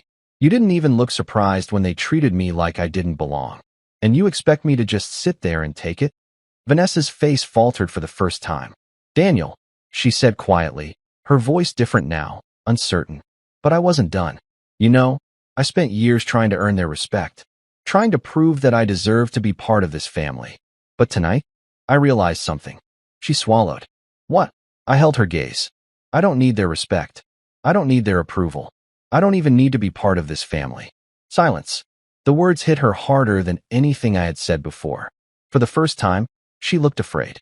Are you saying you don't want to be with me anymore? She asked, her voice barely above a whisper. I didn't answer immediately. Not because I didn't know the answer, but because I wanted her to feel what it was like to be the one left in uncertainty. I'm saying, I finally said, that I won't stay in a marriage where I'm treated like an afterthought, where I have to fight for basic respect, where my own wife doesn't stand up for me. She reached for my hand, but I took a step back. Daniel, please, just come inside. We can talk about this later. I shook my head. No, now is when we talk about it. Because for the first time, you're realizing what it feels like to be the one standing outside, not knowing where you belong. She flinched. Good, because that was exactly how I had felt for years. I turned away from her and opened my car door. Where are you going? She asked, her voice desperate now. I looked back at her one last time. Home. And then, without another word, I got into my car, started the engine, and drove away, leaving her standing there, alone. The hum of the engine was the only sound in the car as I drove away from the estate, my hands firm on the steering wheel, my mind racing. I had walked away. Not just from a dinner, not just from another night of their condescension, but from the entire charade. And yet, the moment I crossed the iron gates and pulled onto the empty road, a strange silence settled in my chest. Was this it? Was this the beginning of the end? For years, I had bent over backward trying to fit into Vanessa's world. I had tolerated their insults, their dismissals, their thinly veiled contempt, all for her. But tonight had been different. It wasn't just them treating me like I didn't belong. It was her, the woman I had married, the woman who was supposed to have my back. And now, she was still there, inside that house, with them. Would she follow me? Would she fight for me? Or would she stay exactly where she had always been, comfortable in a world where I was nothing more than an outsider? I tightened my grip on the wheel and exhaled slowly. My phone buzzed. I ignored it. I knew who it was. I knew what they would say. But I wasn't in the mood for excuses, for empty words meant to smooth things over. For years, I had played along, pretending like it didn't bother me, laughing off their insults to keep the peace. But tonight, something had shifted. Something had broken. The car cut through the quiet streets, the city lights reflecting against the windshield as I made my way home. I pulled into the driveway and killed the engine, staring at the darkened windows of our house. It looked the same as always, warm, inviting, familiar. But something about it felt different now. It didn't feel like home. I stepped out, the night air sharp against my skin, and walked to the front door. Unlocking it felt mechanical, as if I were stepping into someone else's life rather than my own. The house was silent when I entered, the absence of Vanessa heavier than I expected. She wasn't here. She had stayed at the dinner. That realization hit harder than I thought it would. I sighed, running a hand through my hair, and made my way to the living room. I wasn't tired, not really, but my body felt drained. I sat down on the couch, leaning forward, elbows on my knees, staring at the coffee table without really seeing it. Then, my phone buzzed again. I finally looked at it. Vanessa, where are you? Come back inside. You're overreacting. I scoffed. Overreacting. Of course. She still didn't get it. Another buzz. Margaret, her mother. Daniel, this is childish.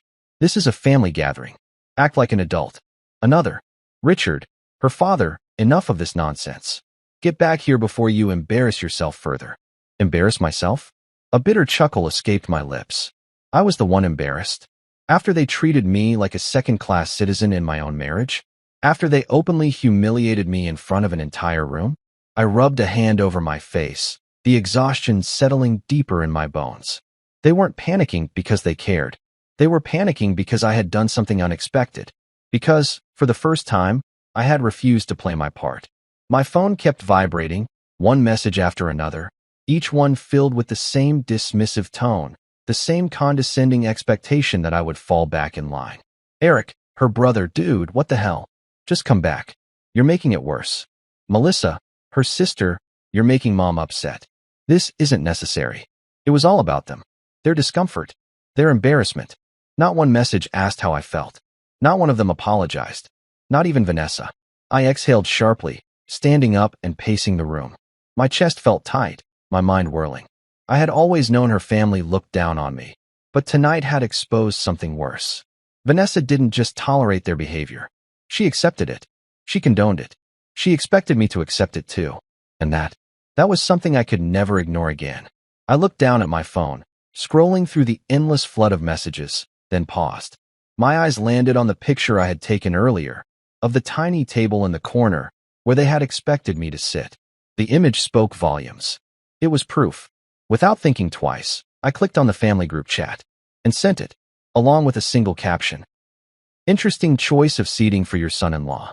Hope the adults are enjoying their meal. Then, I turned off my phone and waited. The silence that followed was deafening. For a moment, I simply stood there, staring at the blank screen, feeling the weight of what I had just done. I had never pushed back before. I had always let them have their way, let them brush off my feelings, let them pretend I didn't matter. But now, they had to confront it. Minutes passed. Then, my phone buzzed violently. A dozen missed calls. Messages coming in rapid succession. Vanessa, Margaret, Eric, even Richard, the man who barely spoke to me unless it was to make a passive-aggressive comment, was now demanding that I answer my phone. They were panicking. Because, for the first time, they weren't the ones in control. I didn't pick up. Instead, I walked to the kitchen, poured myself a glass of water, and sat down at the counter. I wasn't in a rush. Let them sweat. Let them wonder. Let them feel what it was like to be ignored, dismissed, pushed aside. After all, they had done it to me for years. Another call came through. This time, I let it ring out just long enough before answering. Vanessa's voice was tight, controlled, but there was an edge of unease. Daniel, we need to talk. I took a slow sip of water. Then talk. A pause. She wasn't used to this version of me. You can't just leave like that, she said, her voice softer now, almost pleading. It's Christmas. My family is upset. I let out a low chuckle. Oh, they're upset? That's interesting. Because I was humiliated in front of them, and not one of you cared until I walked out. Silence. Then, the inevitable excuse. It wasn't meant that way. You're overthinking it. There it was. The gaslighting. The dismissal. The refusal to acknowledge what had really happened. I took a deep breath, keeping my voice even. Vanessa, I want you to hear me clearly. I am not some outsider to be pushed aside. I am your husband, your partner. And if you can't see me as your equal, maybe you shouldn't have married me. She sucked in a breath. For the first time, she had no response. And I wasn't waiting for one. The silence on the other end of the call stretched longer than I expected. For a moment, I wondered if Vanessa had hung up, if she had finally run out of excuses, of justifications, of empty reassurances. But then, she let out a breath, shaky, uneven. Daniel. Her voice was softer now, hesitant. Can we talk about this in person?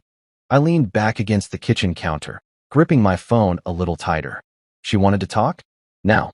After hours of pretending I didn't matter, after letting her family humiliate me like I was nothing, I let the silence linger, making her feel the weight of her request.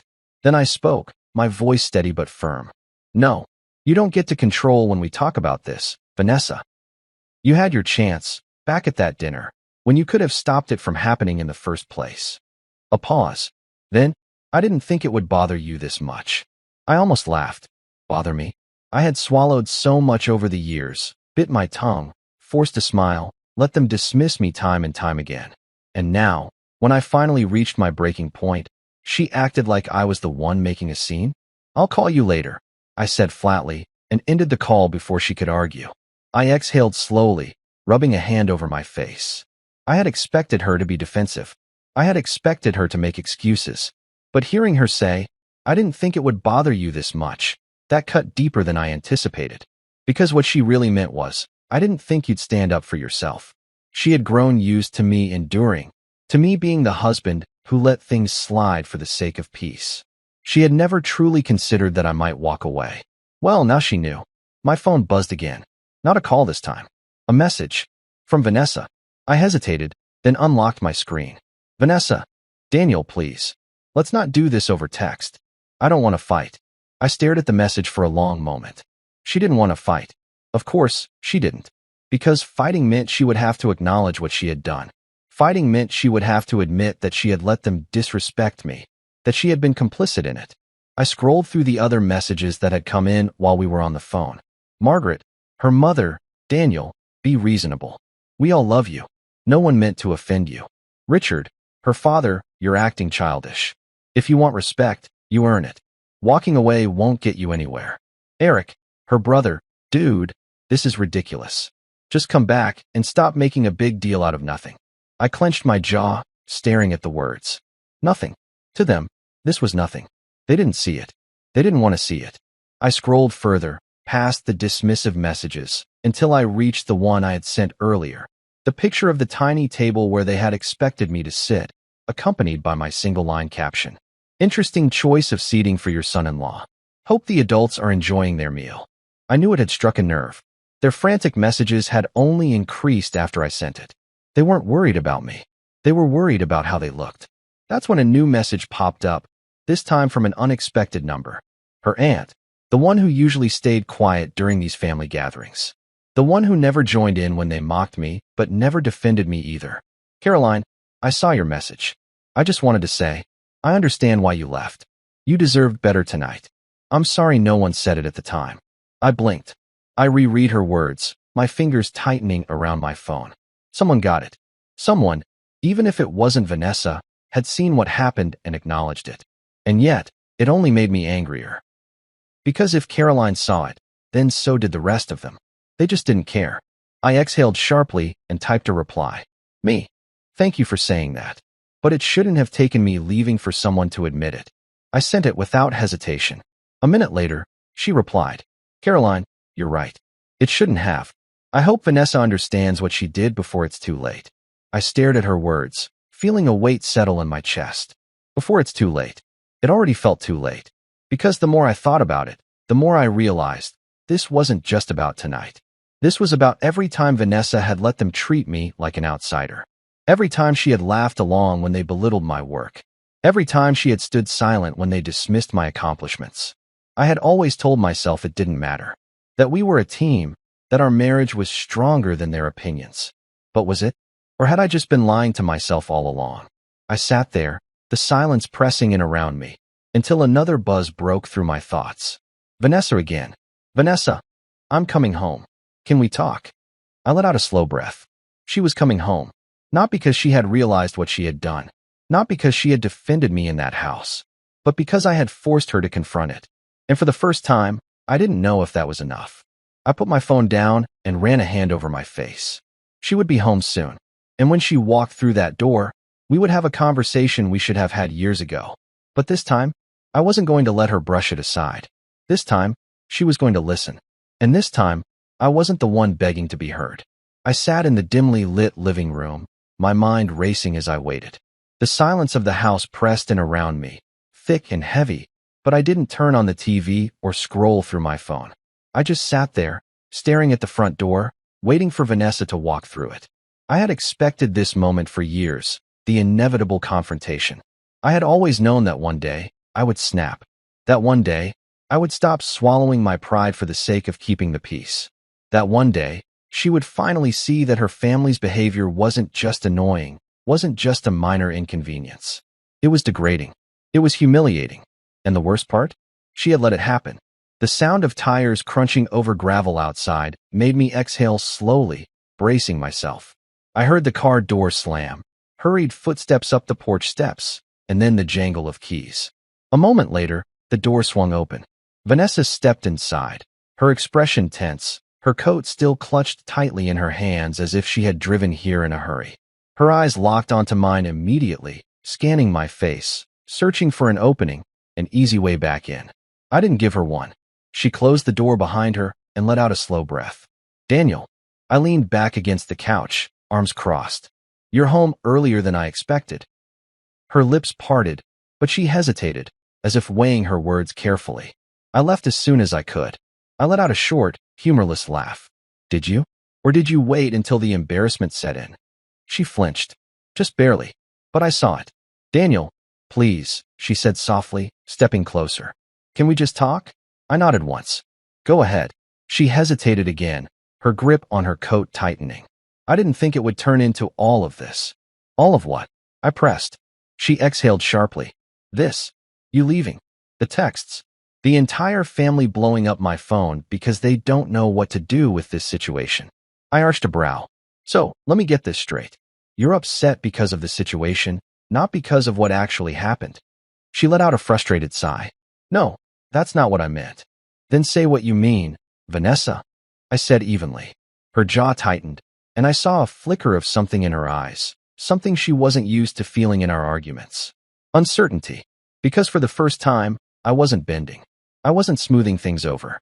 I wasn't letting her dictate how this conversation would go. I made a mistake, she finally admitted. I should have handled it differently. I tilted my head slightly. What part of it was a mistake? She frowned. Daniel, don't do this. No, I need you to say it. I pressed. Because if you can't even acknowledge what the problem was, then we don't have anything to talk about. She swallowed, looking away for a moment before sighing. I should have made sure you had a seat at the main table. I should have said something when I saw what my parents did. I studied her, waiting. But, she sighed again, her frustration mounting. But it wasn't intentional, Daniel. My parents weren't trying to hurt you. They just what? I cut in, my voice sharp. She faltered, looking at me like she had never really seen me before. They just don't respect me. I finished for her. That's what you were going to say, wasn't it? Her silence was deafening. I leaned forward, my voice quieter now, but no less firm. You knew what they were doing. You knew the message they were sending. And you let it happen anyway. She swallowed hard, her face betraying her internal battle. They were calling me less than. They were showing me, and everyone else, that I'm not really part of your family, that I never have been. And you just sat there and smiled like it was nothing. Her eyes glistened, her throat bobbing as she struggled to find words. Finally, she whispered, I didn't think about it that way. I laughed, shaking my head. That's the problem, Vanessa. You never do. She let out a shaky breath, finally dropping her coat onto the chair beside her. She looked exhausted, like the weight of the night had finally caught up with her. My family is in full damage control mode, she admitted. I leaned back, arms still crossed. Of course they are. They're not used to being called out. She nodded slowly. They're worried about how this looks. I snorted. Oh, I'm sure they are. She bit her lip, hesitating again. My mom wants to call you. My dad, too. They think if they just explain, they can save face. I finished for her. She exhaled sharply, rubbing her forehead. Yes. I studied her, my next words careful but firm. What about you? She looked up, confused. What? I tilted my head. What do you think? Do you actually believe they did nothing wrong? Or are you just caught between them and me, trying to make this all go away? She opened her mouth, then closed it again. And there it was. The hesitation. The unwillingness to pick a side. I let the silence stretch between us before nodding. That's what I thought. Her brows furrowed. Daniel, that's not fair, isn't it? I shot back. I walked away tonight because I realized something. I realized that no matter how much I've tried, I will never be good enough for your family. And the worst part is, neither will you. She inhaled sharply, clearly not expecting that. I continued, my voice low but steady. You think they respect you? You think they actually see you? No. They see a daughter who married beneath her station. A wife who should have chosen better. And as long as you keep trying to make them happy, you'll never be happy yourself. Tears welled in her eyes, but she blinked them away. That's not true, isn't it? I said again, my voice quieter now. She shook her head, her expression cracking. Daniel, I don't want to lose you. I exhaled, feeling the weight of her words. I don't want to lose you either, Vanessa, I admitted. But I also don't want to be in a marriage where I'm constantly treated like an outsider, where I have to fight for basic respect, where my own wife doesn't stand up for me when it matters. She sniffed, wiping at her eyes. So what do we do? I took a slow breath. That's up to you. She looked up at me, desperate now. What do you mean? I met her gaze, unwavering. I mean, I've already made my decision. I'm not going back to that house. I'm not playing their games. If you want to stay in this marriage, you need to choose. You can't keep trying to please them while ignoring what that does to us. She stared at me, and for the first time, I saw real fear in her eyes. Fear that she might actually lose me. Fear that for the first time in our marriage, she was the one who had to fight to keep me. And the terrifying part? I didn't know if I wanted her to succeed. Vanessa sat across from me, her body tense, her fingers curled into her lap. The weight of my last words hung in the air between us, heavy, suffocating. I had never put her in this position before, never forced her to choose. And now that I had, I could see the fear in her eyes. Not just fear of losing me, but fear of finally having to face the truth she had avoided for so long. She wasn't just caught between me and her family. She had been complicit in this. And now, she had to own it. She cleared her throat, her voice small. Daniel, this isn't what I wanted. I tilted my head slightly, studying her. No? Then what did you want, Vanessa? She exhaled, rubbing her hands together. I wanted a night where things went smoothly. A night where we could just be together without drama.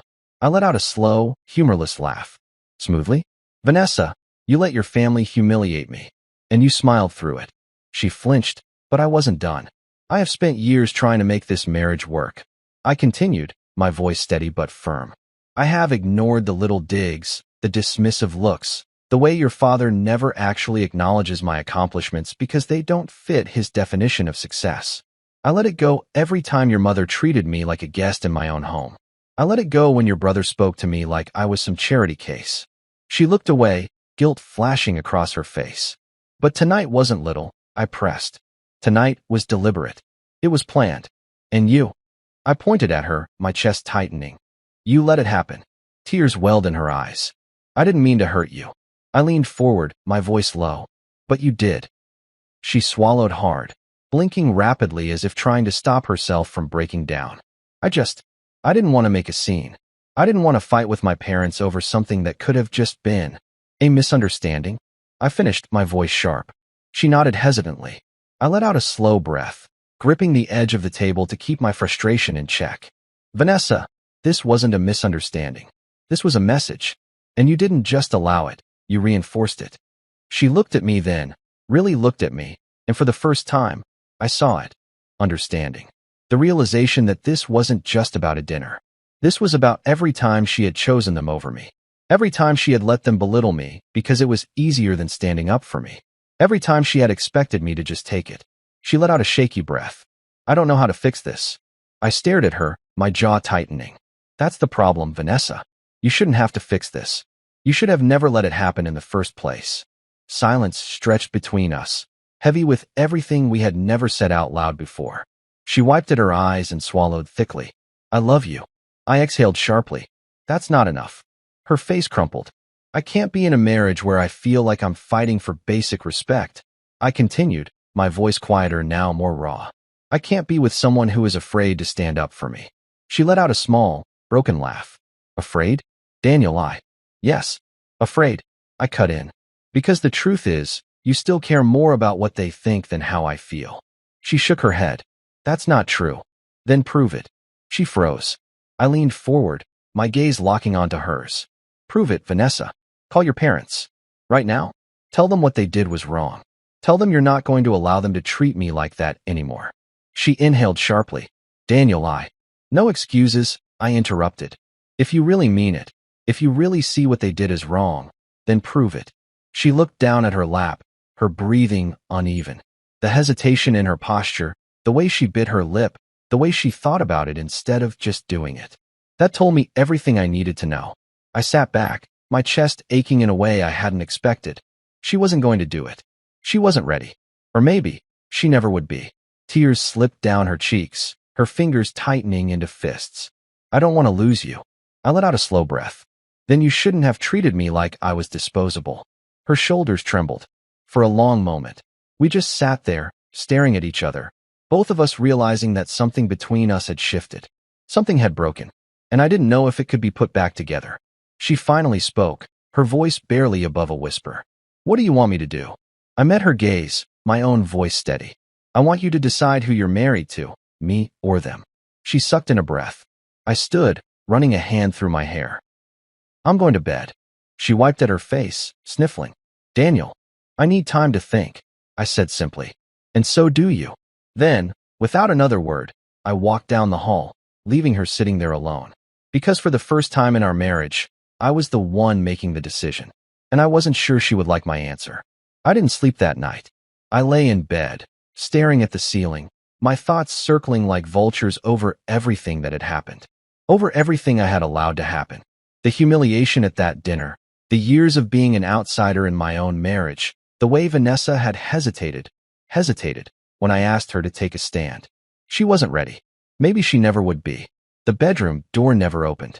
I had expected Vanessa to come in, to try to talk, to try to plead her case. But she didn't. I heard her moving around in the living room long into the night, heard the occasional sniffle, but she never came to find me. Maybe she knew there was nothing left to say. When the first traces of morning light slipped through the blinds, I finally sat up, feeling the weight of exhaustion pressing against my bones.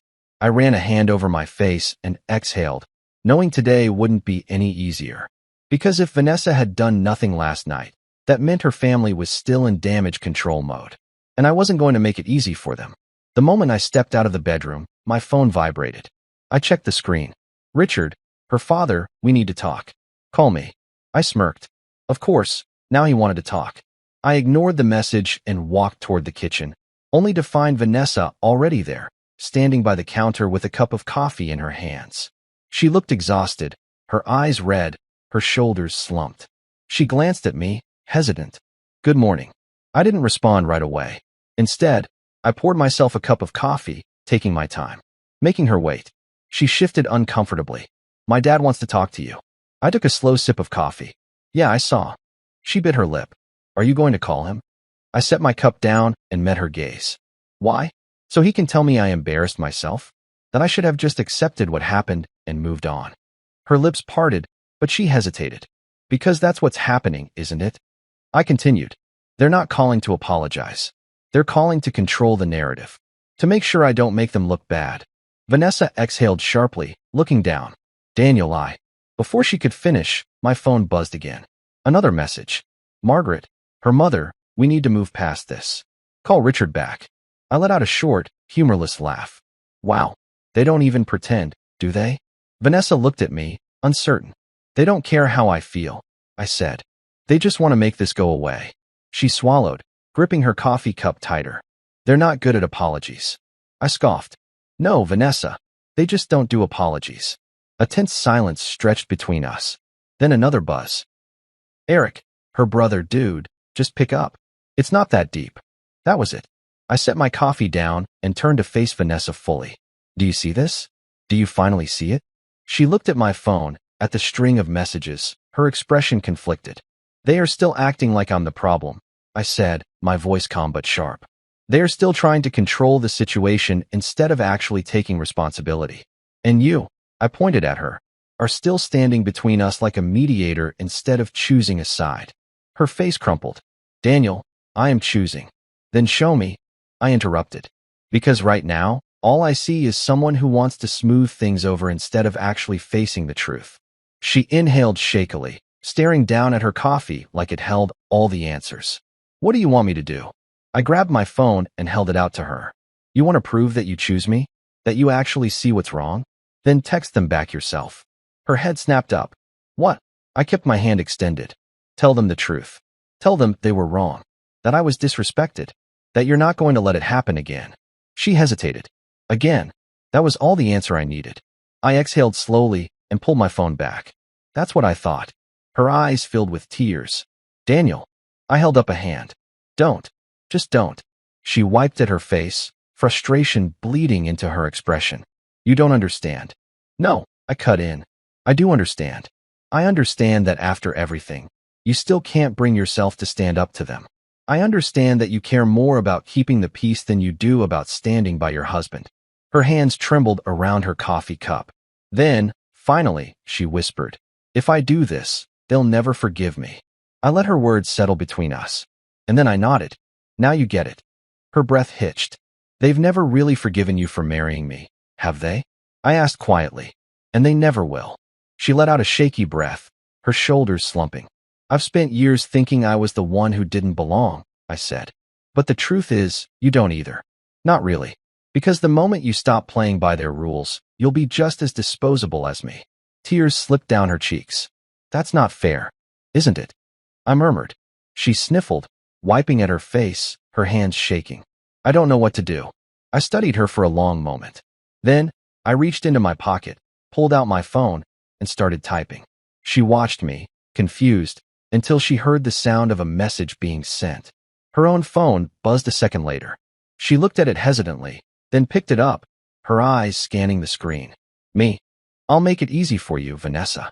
I'm leaving for a few days. You have time to decide where you stand. But when I come back, I need an answer, not an excuse. She sucked in a sharp breath. Daniel. I pocketed my phone, grabbed my keys from the counter, and walked to the door. She followed quickly, panic creeping into her voice. Wait, where are you going?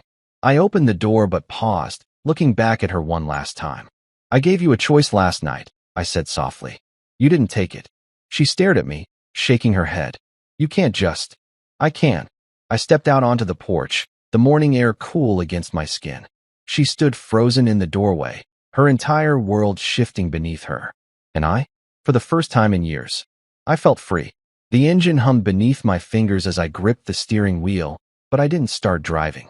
I just sat there, staring through the windshield, watching the early morning light stretch across the horizon. I wasn't leaving because I was running away. I was leaving because I needed to know if Vanessa would follow. I had spent years chasing after her love, after her acceptance, after her family's approval. And where had that gotten me? Sitting at a tiny table meant for children, while the people who were supposed to be my family barely acknowledged my existence. No more. I exhaled slowly and finally pulled out of the driveway, feeling a strange sense of relief settle over me. I didn't have a set destination, but I knew I needed space. Needed to be somewhere where the weight of last night's betrayal didn't press so heavily against my chest. I ended up at a small hotel just outside the city, the kind of place that didn't ask questions when a man checked in with nothing but a single bag and a tired expression. I paid for a few nights up front and let myself into the quiet room, the sound of the door clicking shut behind me feeling strangely final. Then I sat down on the edge of the bed, my phone still silent in my hand. I didn't text Vanessa. I didn't call. I had already said what needed to be said. Now it was up to her. Hours passed, the sun climbing higher in the sky, and still, nothing. No messages. No missed calls. Maybe that was my answer. I leaned back against the pillows, staring at the ceiling. The logical part of me knew I was doing the right thing. That a marriage where I constantly had to fight for basic respect wasn't a marriage worth saving. But the other part? The part that still remembered the woman I fell in love with? That part was struggling. I didn't want to lose her. But I also didn't want to keep losing myself just to stay with her. By the time the sun had set, my phone finally buzzed. I let it ring once. Twice. Then I answered. Vanessa. She exhaled sharply, as if she had been holding her breath. Daniel, where are you? I didn't answer. Did you think about what I said? She hesitated. Can we talk in person? I closed my eyes. That depends. Are you ready to give me an answer? Another pause. Then, yes. I exhaled slowly. Then meet me at the park by the lake. Tomorrow morning. No family. No distractions. Just us. She agreed without hesitation, which surprised me. Maybe, just maybe, she had finally realized what was at stake. The next morning, I arrived at the park early. The lake was calm, the water reflecting the early light, and I stood by the benches, waiting. I heard her before I saw her. The sound of hesitant footsteps on the gravel path. I turned, and there she was. Vanessa looked different. Not physically. She was still the same beautiful woman I had married, still the same person I had built a life with.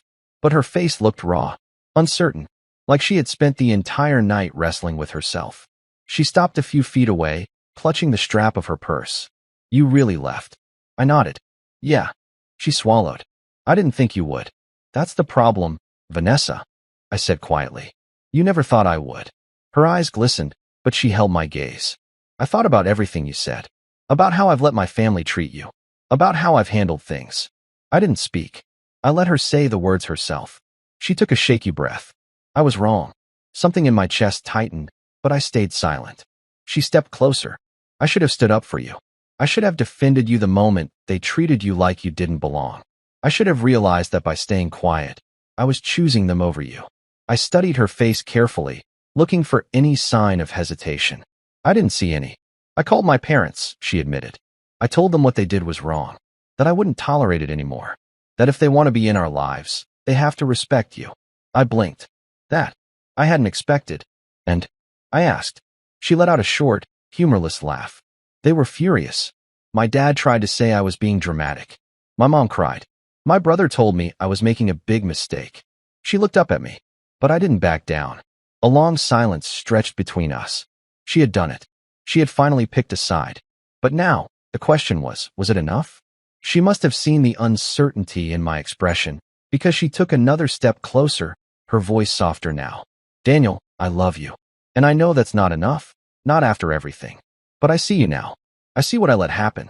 And I swear to you, it won't happen again. I studied her for a long moment, letting the weight of her words settle. Then I exhaled. I believe you. Her breath hitched. You do? I nodded slowly. But believing you isn't the same as forgetting.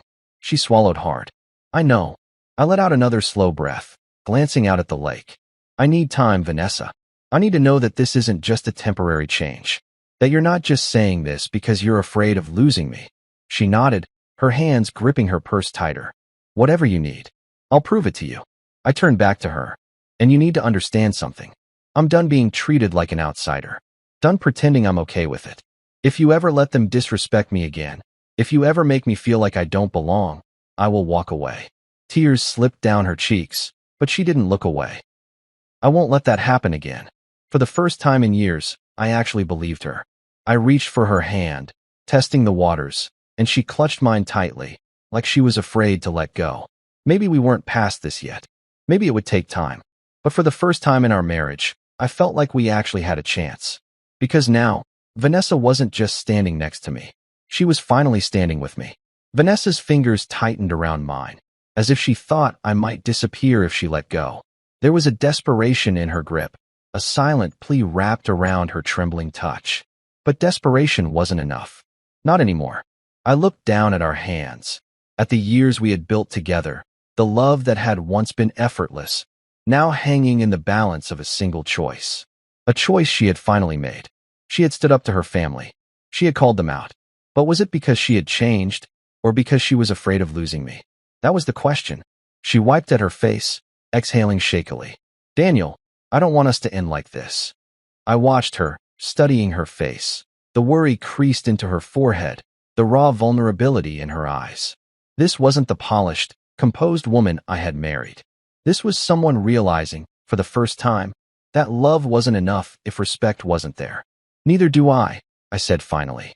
Her breath hitched, as if she had been bracing for something worse. I let go of her hand, not as a rejection, but as a statement. But I need time. Her face fell. Time. I nodded, keeping my voice steady. I believe you meant everything you said. I believe you want to change. But I also know that change doesn't happen overnight. I looked away, staring at the lake, my thoughts pulling me back to all the nights I had convinced myself that things would get better, only for them to get worse. She swallowed hard, wiping her face. So, what does that mean for us? I turned back to her. It means I'm not coming home right away. She flinched, her shoulders tensing. I exhaled slowly. I don't want to make a decision based on emotions. I need space to figure out if I can trust this change, if I can trust you not to let it happen again. Her eyes glistened, but she didn't argue. And that, more than anything, told me she knew this was the only way forward. How long? She whispered. I shook my head. I don't know. A few weeks. Maybe more. She nodded slowly, as if forcing herself to accept it. And if you decide you can't forgive me? I sighed, running a hand through my hair. Then I won't come back. Her whole body tensed. Vanessa, I said gently, stepping closer. This isn't about punishing you. It's about making sure we don't end up back here again. Because if I come home before I'm ready, before I know for sure that I can trust you to stand by me, then this will keep happening. And I can't live like that anymore. She let out a shaky breath, nodding. I understand. A silence stretched between us, heavy and uncertain. She reached for my hand again, and this time, I let her. When you come back, she said softly, I want you to know that I'll be the wife you deserve. I swallowed past the tightness in my throat. I hope so. Her fingers brushed over mine one last time before she slowly let go, stepping back. I love you, Daniel. I nodded. I love you too. But love wasn't the problem. Respect was. And now, only time would tell if she had truly learned that. I watched as she turned, walking back toward her car, her posture uncertain, her steps slower than usual, like she wasn't sure if she was walking toward the future or away from it. I didn't know either. All I knew was that, for the first time in years, I wasn't the one chasing after her. I was finally standing still. And this time, she had to be the one to come back to me.